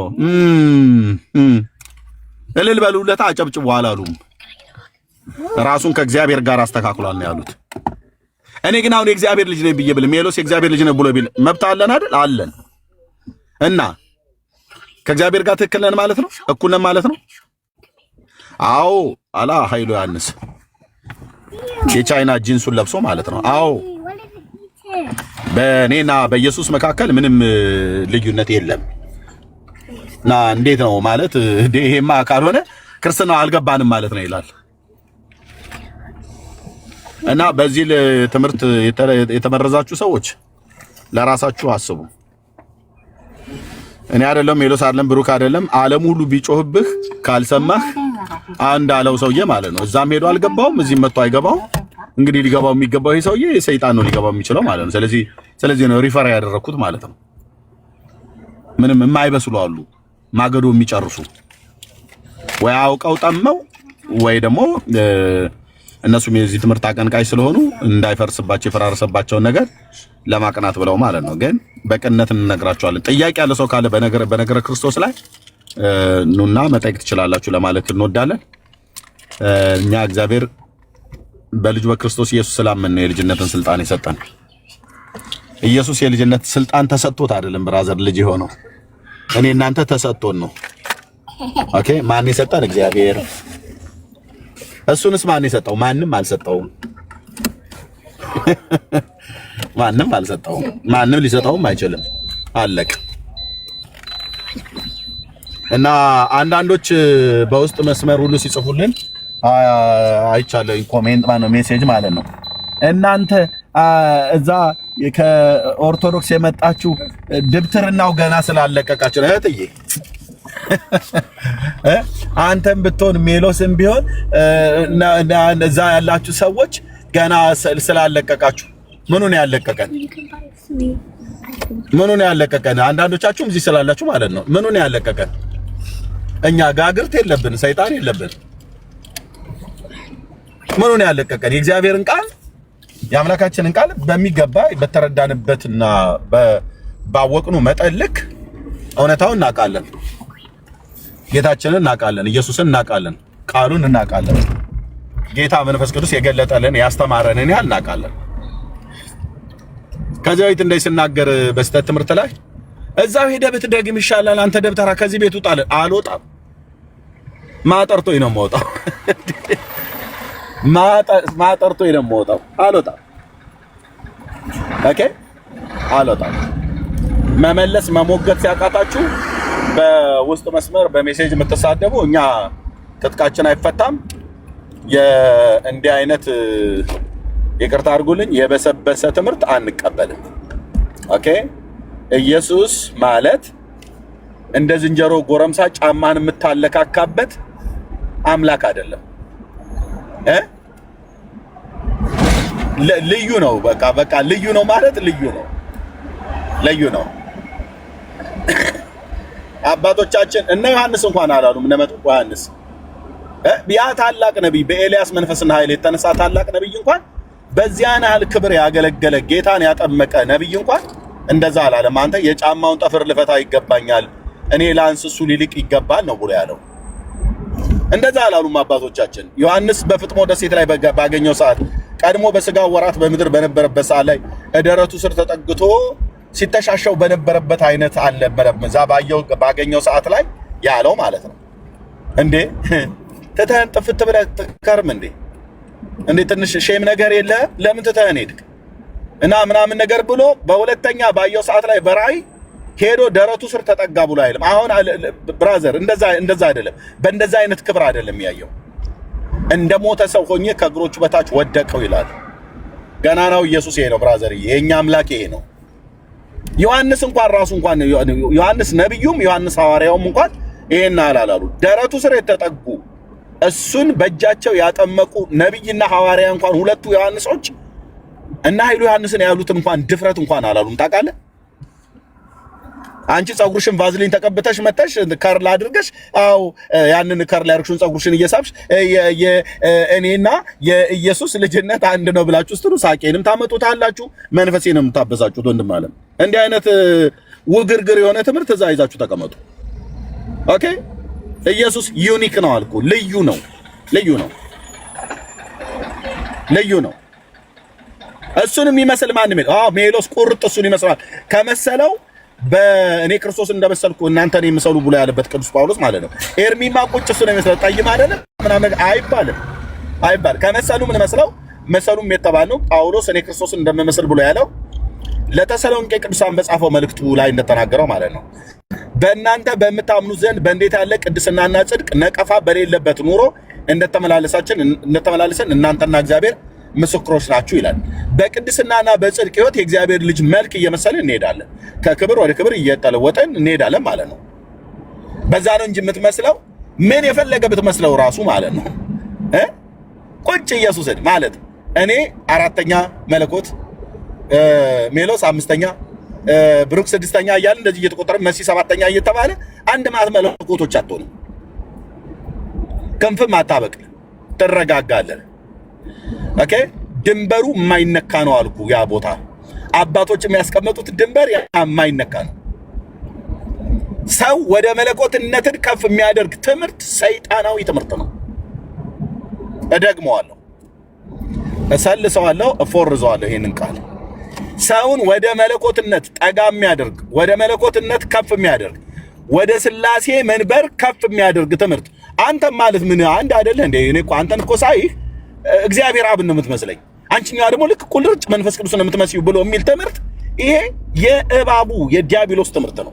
የፈለገ ቦርጫም ፓስተር አይደለም ማንም ያስተምር እንቃወመዋለን። ድንበር አለ ብራዘር። እሺ አትንካ። ማንም ሊቀርበው በማይችል ብርሃን ውስጥ የሚኖረውን እግዚአብሔርን ኦኬ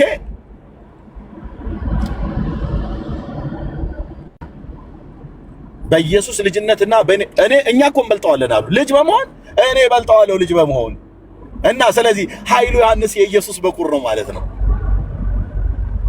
ቅዠት እኔ የምበልጠዋለሁ እኔ ቅድሚያ ያውላችሁ እኔ ቅድሚያ ተወልጃለሁ ምናምን ነገር ብሎ ኢየሱስ በቤተልሔም ልደቱ በቅድመ ዓለምም ልደቱ ይበልጠናል። ሲጀምር ኢየሱስ የእግዚአብሔር ልጅ የተባለው ቤተልሔም አይደለም። ግልጽ ነው። ጴንጤ ሆይ እመታለሁ ስለ እግዚአብሔር ምስክሬ ነው። በእግዚአብሔር ቃል እውነት የምን ጠጋ ነው? ኢየሱስን በቤተልሔም ልደቱ እንኳን ማንም የሚቀድመው የለም። ማንም ከዚህ መካከል ማንም እድሜ ገና 46 ዓመትና 45 52 ዓመት የሆነ ሰውዬ ኢየሱስን እኔ በመወለድ ቀድመዋለሁ አለ። መቼ? እንግዲህ ኢየሱስ ሁለት ልደት እንዳለው እኛ እናምናለን፣ መጽሐፍ ቅዱስም ስለሚናገር ቅድመ ዓለም ከአብ ተወልዷል፣ የባህሪ ልጁ ነው። በመዝሙር 109 በቅንፍ 110 ቁጥር 4 ላይ እንደተጻፈው ማለት ነው። ኦኬ ድህረ ዓለም ከቅድስት ድንግል ማርያም ተወልዷል፣ የዛሬ 2000 ዓመት ቤተልሔም ይሁዳ ምድር። እስቲ ታይ በየትኛው ልደቱ ነው አሁን ኃይሉ ዮሐንስ የሚቀድመው ኢየሱስን? ስለዚህ ኃይሉ ዮሐንስ ኢየሱስን እኩል ነኝ እኮ አይደለም ብሎ ያለው አልፎ ተርፎ የኢየሱስ በኩር እኔ ነኝ እያለ ነው። ይሄንን የአገሩን ሴት ባልቴት ሁሉ ከጓሮ እያወጣ አንቺ እኮ ትበልጪዋለሽ ኢየሱስን በልጅነት እያለ እኮ ነው። እና ይሄን ትምህርት ልታገስ እንዴ? ሞቴን እመርጣለሁ አልኩ ብራዘር፣ ሞቴን ሞቴን እመርጣለሁ አሉ። ይሄንን ካልተቃወምና ታዲያ እኛ ምን የክርስቶስ አገልጋይ ሆነ? ተበልጨዋለሽ የኢየሱስ ልጅነት እኛ እንበልጠዋለን። እኛን ቀድመው ነበረ በልጅነት እኔ ቀድመው ነበር አለ። 32 ጥርሱን እኮ ራሱ ጌታ እኮ ነው አብቅሎለት ያሳደገውና በዛው ጥርሱ እያገጠጠ በጌታ ላይ ማለት ነው በዘመኑ በወጣቶቹ ንግግር ሙድ የመያዝ ያህል እኔ በልጠዋለሁ። ያው እንግዲህ የኢየሱስ ልጅነትና የኔ ልጅነት አንድ ሊሆን አይችልም። እኔ አስቀድሜ ልጅ በመባል በልጠዋለሁ ቀድመዋለሁ አለ። ኃይለ ዮሐንስ ከዛሬ 2000 ዓመት በፊት ነበር ማለት ነው። ጌታ ሳይወለድ ነበረ። ግን ታሪኩን ስናጠና ባሌ ጎባ ነው ጊኒር ላይ ነው አባቱ የወለዱት። ወንድምየውን ስለማቀው በጣም የተወደደ ወንድም አለ። አለቀ። ታዲያ ምን ይባላል? ቅዠት ይባላል። በቅድመ ልደቱም ኢየሱስን ማንም አይደርስበት። ማንም አናቀውም። ራሱ ብራዘር እንኳን ልደርስበት ዓለም ሳይፈጠር አስቀድሞ ነው ከአብ የተወለደው። መላእክት የሉ፣ ሰማይ የለ፣ ፀሐይ የለ፣ ጨረቃ የለ፣ ከዋክብት የለ፣ ሰማይና ምድር የለም። ኦኬ ጣጣት በዳግማዊ ልደቱ ከቤተልሔም በተወለደበት የዛሬ 2000 ዓመት ነው የተወለደው። የዛሬ 2000 ዓመት እዚህ ውስጥ ማን ነበረ? እጁን ያውጣ።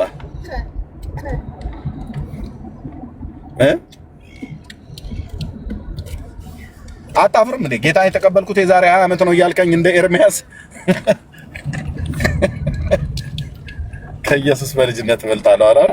ኤኒዌይ እንዲህ አይነት ትምህርት የለም። እሺ ወንድሞች እናቶች፣ እንዲህ አይነት ትምህርት ወንጌላውያን አማኞች የለንም። እነዚህ ትልልቆቹ አብያተ ክርስቲያናት የላቸውም። እኛ ደግሞ በእነዚህ አብያተ ክርስቲያናት ውስጥ ነው ያደግነው። የላቸውም። ኦኬ ጴንጤ ጨዋ ሆኖ ጨዋ ትምህርት የሚያስተምር ማህበር አለ። እኛ ከነሱ ወገን ነን። ይሄ ዝም ብሎ ዘልዛላው በየጎዳናው በየሰርቻው በየላስቲክና ማዳበሪያ በየሰፈር ላይ ተዘርግቶ እዛ ተወለድኩ ብሎ ያለ ሁሉ እኔ በምን አይነት አወላለድ እንደተወለዱ ራሱ እንኳን አላውቅም። ደግሞ አለው ይሄ ንግግር ቸርች ከፈትን እያሉ በየሰፈሩ ኬሻና ማዳበሪያ እየዘረጉ ኢንተርናሽናል ቸርች እያሉ አንድ ቀበሌ እንኳን ያልደረሱ ሰዎች እዛ ማዳበሪያ ውስጥ ምን እንደሚያስተምሯቸው ሲወጡ ሲናገሩ እያየናቸው ነው። አለቅ። ስለዚህ መረጋጋትን ያለብን። ጥያቄ ካላችሁ መጣችሁ መጠየቅ ትችላላችሁ። ያልገባችሁ ነገር ካለ ሳትፈሩ መጠየቅ ትችላላችሁ። በጣም ረጅም ስለያዝኩ በጣም ይቅርታ። መቀጠል ትችላላችሁ ወገኖች። ቴንክ ዩ።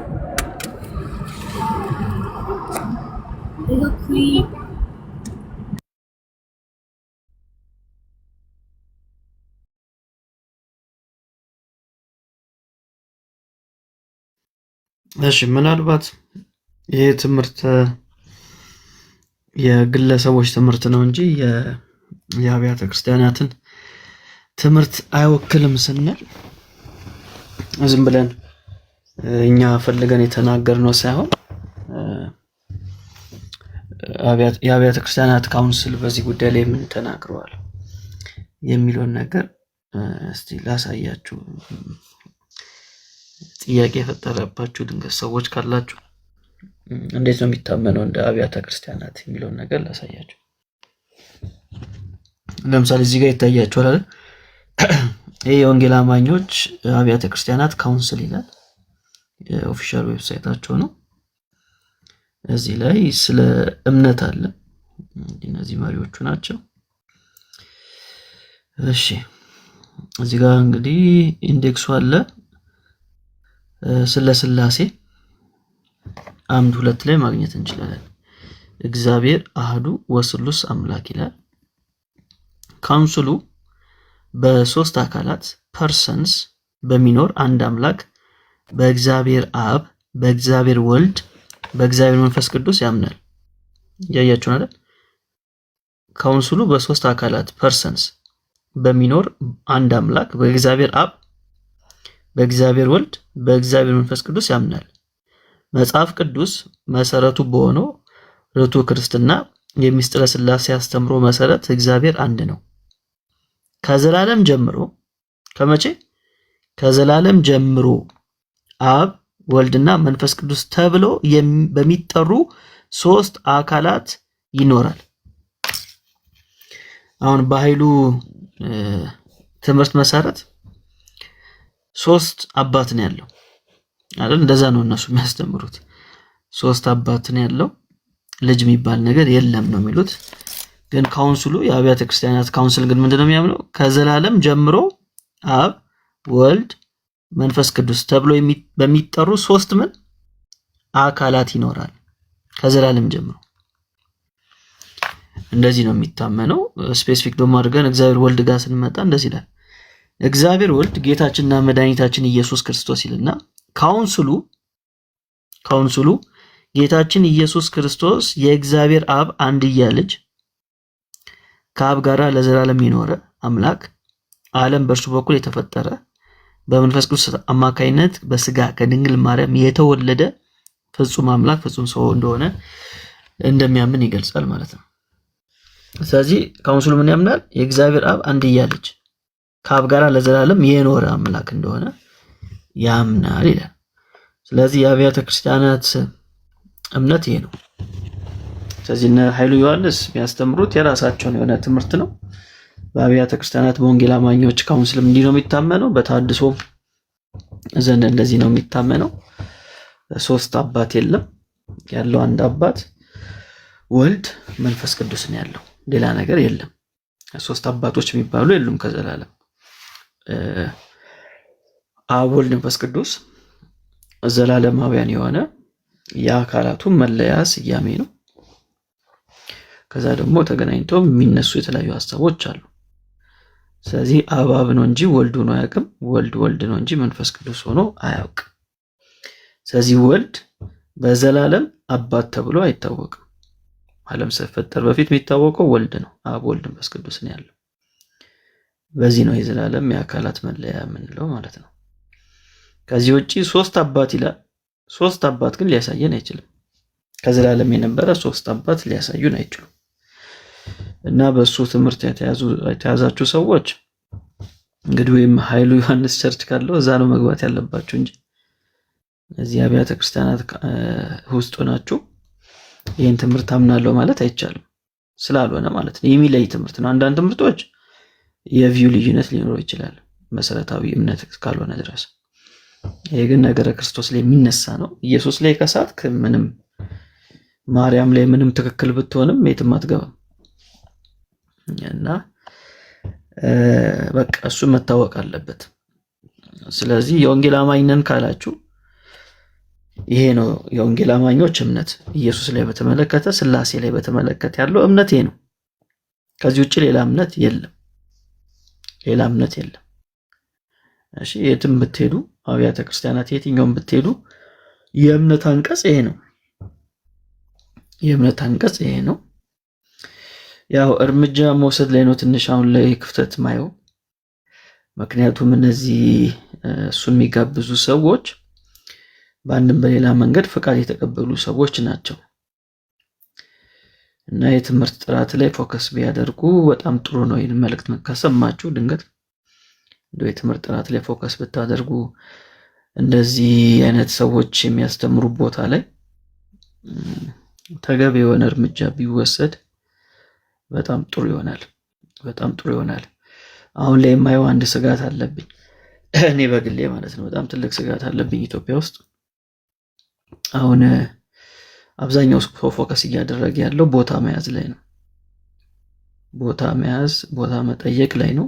ቦታ መያዝ ምንም ችግር የለው፣ ግን ከዛ የሚቀድመው ትምህርት ይቀድማል። በጣም ትምህርት ይቀድማል። እሱ ችላ እየተባለ እንደሆነ እያየን ነው ባሉ ነገሮች ማለት ነው። ባሉ ነገሮች ቅድሚያ መስጠት ያለባት ቤተክርስቲያን ለትምህርት ነው ቅድሚያ መስጠት ያለባት። ሐዋርያቶቹ እንዲህ ለቦታ ያን ያህል እንትን ሲሉ አናይም። ቦታ ያስፈልግም እያልኩ አይደለም፣ ግን ፕራዮሪቲ የሚባል ነገር አለ። ቦታውን ሰብስበን ጤናማ የሆነ ትምህርት የሌላቸው ሰዎች ከያዝን ምንም ዋጋ የለውም።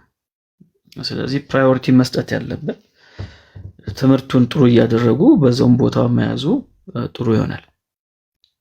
ካልሆነ ከፈረሱ ጋር የቀደመን አይነት ነገር እንዳይሆን ጥንቃቄ ማድረግ አለብን። አሁን ታያላችሁ ኦርቶዶክስ እስካሁን ቦታ ትላለች በየቦታው ካያችሁ፣ እዛም ቦታ ይሰጠኝ እዚህ ቦታ እንዲሰጥቶኛል ቤት ህንፃ እየሰራው ነው አዋጡ ትላለች። በዚህ በኩል ደግሞ ህዝቡ ጠፋብን ይላሉ አቡነ እንትና ማናቸው አብርሃም ወጥተው ማለት ነው። በዚህ በኩል ስንት ሚሊዮን ገንዘብ ይጠይቃሉ የሆነ ህንፃ ለመስራት። በዚህ በኩል ደግሞ ተበላብን ህዝባችን ይላሉ አቡነ አብርሃም። እና ስታዩት በቃ ማለት የሆነ ነገር እንደ ክፍተት እንዳለ ታያላችሁ። ማለት ህዝቡ እየተበላ ከሆነ ያው ሚሊዮን የሚያክል ገንዘብ ወጥቶ ምንድነው የሚያደርጉበት ህንፃው ህዝቡ ከሌለ። ስለዚህ ኦርቶዶክስ የተሳሳተችውን መድገም አለብን ብዬ አላስብም። እና በጣም ትምህርት ላይ በጣም ፎከስ ቢደረግ አሪፍ ነው። የሚመለከተው አካል ከሰማን ማለት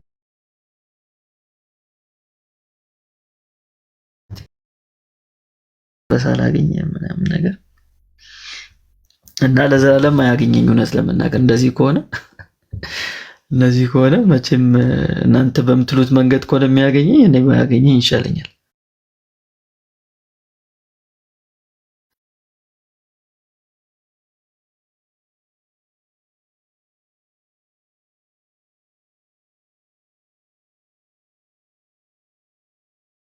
በቃ ትልቅ ተቋም ጋር ማለት ነው የብዙ ዘመን ታሪክ አለኝ ብዙ ህዝብ አለኝ ከሚል ተቋም ጋር ነው ፊት ለፊት የተጋፈጥ ነው።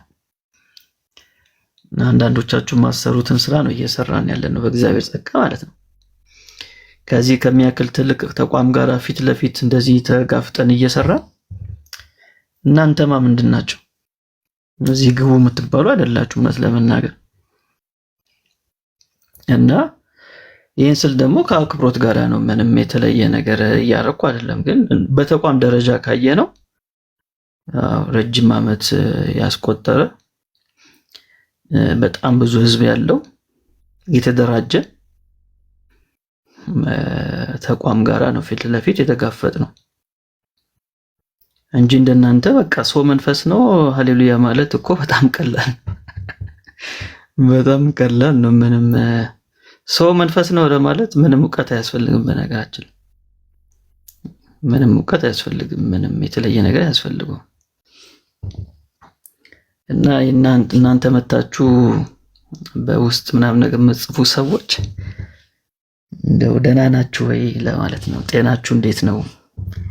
ሐኪም ጋር ታይታችኋል ወይ? ሰሞኑን ቼክአፕ ውሰዱ ለማለት ነውና ምንም ጥያቄ የለውም። ይህን ትምህርት እንጋፈጠዋለን። ድሮም ተጋፍጠነዋል። እኔ ባለፈውም ሳወራ ነበር። ከዛሬ 5 ዓመት ምናምን በፊት ዩቲዩብ ላይ ማግኘት ይችላላችሁ። ቃለዋዲ ላይ እናገለግል ነበርና ቲቪው ላይ በዚህ ትምህርት ላይ በጣም ሰፊ የሆነ ነገር ሰርተናል ከወንድሞቼ ጋር ሆነን ማለት ነው። ቃለዋዲ የመምህር አሰግድ ቴሌቪዥን ላይ እሱ የሚመራው ቴሌቪዥን ላይ ከነ ኤርሚያስ ነብዩ ከሚባሉ ወንድሞች ጋር በዚህ ጉዳይ ላይ ሰፊ የሆነ ፕሮግራም ሰርተናል። በፊትም ጀምሮ ማለት ነው። ሰው መንፈስ ነው የሚለው ትምህርት ላይ የቃል እምነት እንቅስቃሴ የሚባለው ላይ ገና ቲክቶክ ሳይኖር በፊት ፕሮግራም ሰርተናል ቲቪ ላይ ማለት ነው። እሱ ዩቲዩብ ላይ ማግኘት ይችላላችሁ። ሜቢ ያው ዩቲዩብ ላይ ስትገቡ ወደ ኋላ ለመሄድ በጣም ሊያስቸግራችሁ ይችላል እንጂ አለ። ከያኔ ጀምሮ ነበር ስንቃወም የነበረው። መጽሐፌም የገዛችሁ ሰዎች ያልተገለጡ ገጾች የሚለው መጽሐፌን የገዛችሁ ሰዎች ምናልባት ካያችሁ እዛ ላይ የኛ ልጅነትና የኢየሱስ ልጅነት የሚለያይበት 10 ነጥብ አስቀምጫለሁ። 10 ነጥብ አስቀምጫለሁ። ምንድነው ልዩነቱ የሚለው ማለት ነው። ምንድነው ልዩነቱ የሚለውን 10 ፖይንቶች አስቀምጫለሁ። ስለዚህ በጣም ነፍሳችን የሚጸየፈው ትምህርት ነው። በነገራችን ላይ ትምህርት እኔና ባንድነን የሚል ትምህርት በጭራሽ የማንስማማበት ትምህርት ነው እና ረጅም ዓመት ያደግንበትን ቦታ ለእውነት ብለን ጥለን የወጣን ሰዎች እዚህማ ምንም ድጋሚም ላስበው አልችልም። በዚህ ጉዳይ ላይ ዝም ማለት ነው። ድጋሚ ላስበው አልችልም። ስለዚህ በሰውነት ብናከብራችሁም ብንወዳችሁም ትምህርታችሁ ግን ከእግዚአብሔር አይደለም። በቃ ከእግዚአብሔር ካልሆነ ከማን ነው? ከጨለማው ዓለም እንደሆነ እሱን እንናገራለን። ምንም ጥያቄ የለው። ግን ማለት እናንተን እንጠላለን ማለት አይደለም። ትምህርቱ ግን ልክ አይደለም። ትምህርቱ ግን ልክ አይደለም። በጣም ልክ አይደለም። በቃ ከምንለው በላይ ልክ አይደለም። ምክንያቱም የኢየሱስ ልጅነት ባለፈው እንዳልኳችሁ መሰረት ነው። የቤተ ክርስቲያን መሰረት፣ የጥምቀታችን መሰረት ነው የኢየሱስ ክርስቶስ ልጅነት፣ የኢየሱስ ክርስቶስ ልጅነት።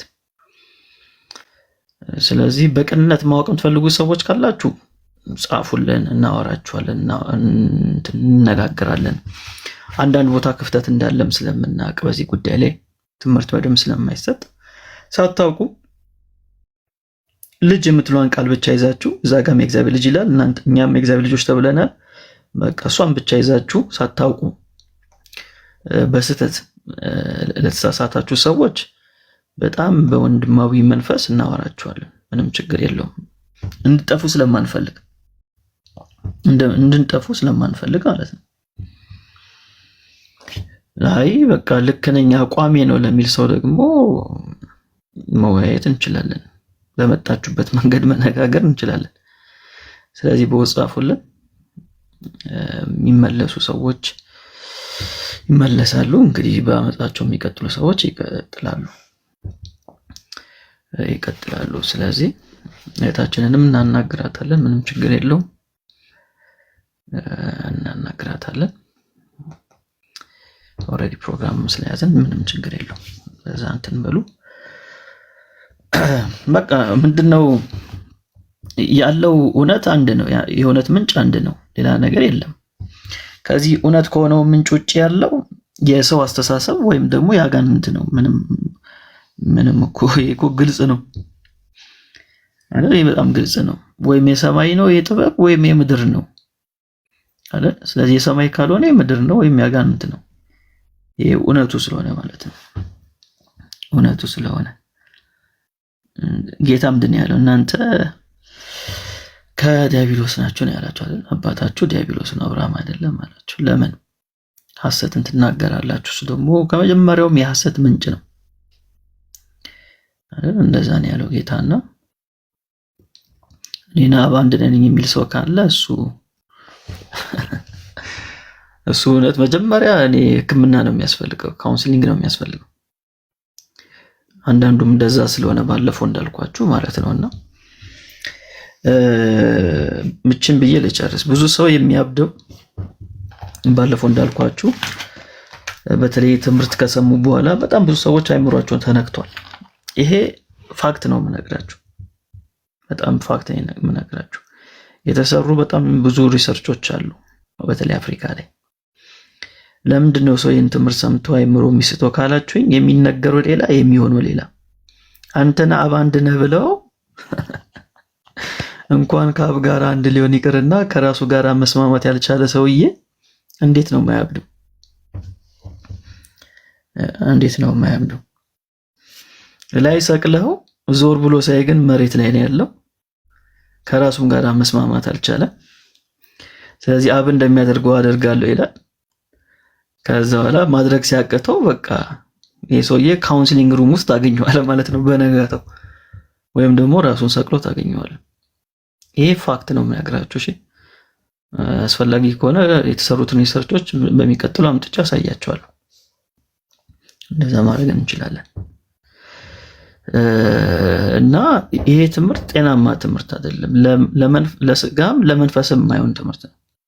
በሁለቱም በኩል ነው እንትን የሚያደርገን ኪሳራ ውስጥ የሚከተ ማለት ነው። በሁለቱም ወገን ኪሳራ ውስጥ ይከታል። አሁን ባለፈው እንዳያችሁት እኮ ነው ይህን ትምህርት እቀበላለሁ አሉና የገቡ ሰዎች፣ የምታስታውሱ ሰዎች ከዛ በኋላ ይህን ትምህርት እቀበላላችሁ፣ አሁን እንቀበላለን። የት ነው ህብረት የምታደርጉት ሲባሉ የትም አላደርግም ይለዋል። የትም አየው ምንድነው የሚያደርገው? የትምህርት ትዕቢተኛ ያደርግህና ከህብረት ያስወጣሃል ማለት ነው። ብቻዬን መቆም ይችላል ወደ ማለት ነው የምትመጣው። ምክንያቱም አንተና በአንድና ብቻዬን መቆም እችላለሁ ትላለህ። ሲቀጥል ስላሴ ራሱ በህብረት ነው ያለው፣ አብ ወልድ መንፈስ ቅዱስ የምንለው ማለት ነው። እንኳን እኔ ልቅርና ምናመልከው አምላክ እኮ አንድ አይደለም፣ በአካል ሶስት አካል ነው ያለው። ህብረትን ነው የሚያሳየው። በአምላክ ዘንድ እንኳን ህብረት ኑሮ አንቴን ትምህርት ይዘህ ከህብረት የምትወጣ ከሆነ አየህ የሆነ ቦታ ላይ ስተሃል ማለት ነው። የሆነ ቦታ ላይ ስተሃል፣ የሆነ ቦታ ላይ ተለያይታል። አያችሁ። ስለዚህ ከህብረት ነው የሚያስወጣችሁ። መጀመሪያ ይነጥላል፣ ከህብረት ያስወጣል። ለምን ከተባለ በቃ አይጥምም። እዛ የሚሰበከው እዚህ የምትማረው ትምህርት አይጥምም። ለምን አንተ በቃ አብና እንዴት ይጥማል? አብና እኮ አንተ ሊጥም አይችልም፣ ሊጥም አይችልም። አንተ ከሁሉ በላይ ነህ፣ ከሁሉ በላይ የምታውቅ ሰው ነህ። ስለዚህ አይጥምም። እና አስተውላችኋል። እንግዲህ መቼ ነው? ትናንትና ነው የገባነው፣ ከትናንትና ወዲያ ከገባን ጀምሮ ያኔ የገቡ ሰዎች ሁሉ ህብረት የላቸው፣ የትም ህብረት አላት። በፊት እንደዚህ ነበርኩ፣ እዚህ ህብረት ነበርኩ። አሁንስ አሁን የለው። ይህ ትምህርት ከያዙ በኋላ እንደዛ የሚል ነገር እየተናገሩ እንሰማቸዋለን ማለት ነው። እና የሚሰማ ከሆነ በቃ የሰውን ሐሳብ በእግዚአብሔር እውቀት ላይ የሚነሳውን ከፍ ያለውን ነገር ሁሉ እናፈርሳለን እንዳለው ሐዋርያው ጳውሎስ የኦርቶዶክስን ብቻ አይደለም እናፈርሰው፣ በዚህም በኩል ያለውን ብቅ ብቅ የሚሉ ግለሰባዊ የሆኑ ትምህርቶችን በእግዚአብሔር ቃል እውቀት እናፈርሳለን። ምንም ጥያቄ የለውም፣ ምንም ጥያቄ የለውም። እስቲ አንድ ቀን እንገባበታለን በደንብ በሰፊው እርምሻ እናወራበትና እንግዲህ እንቀጥላለን ማለት ነው። ጸጋ ይብዛላችሁ።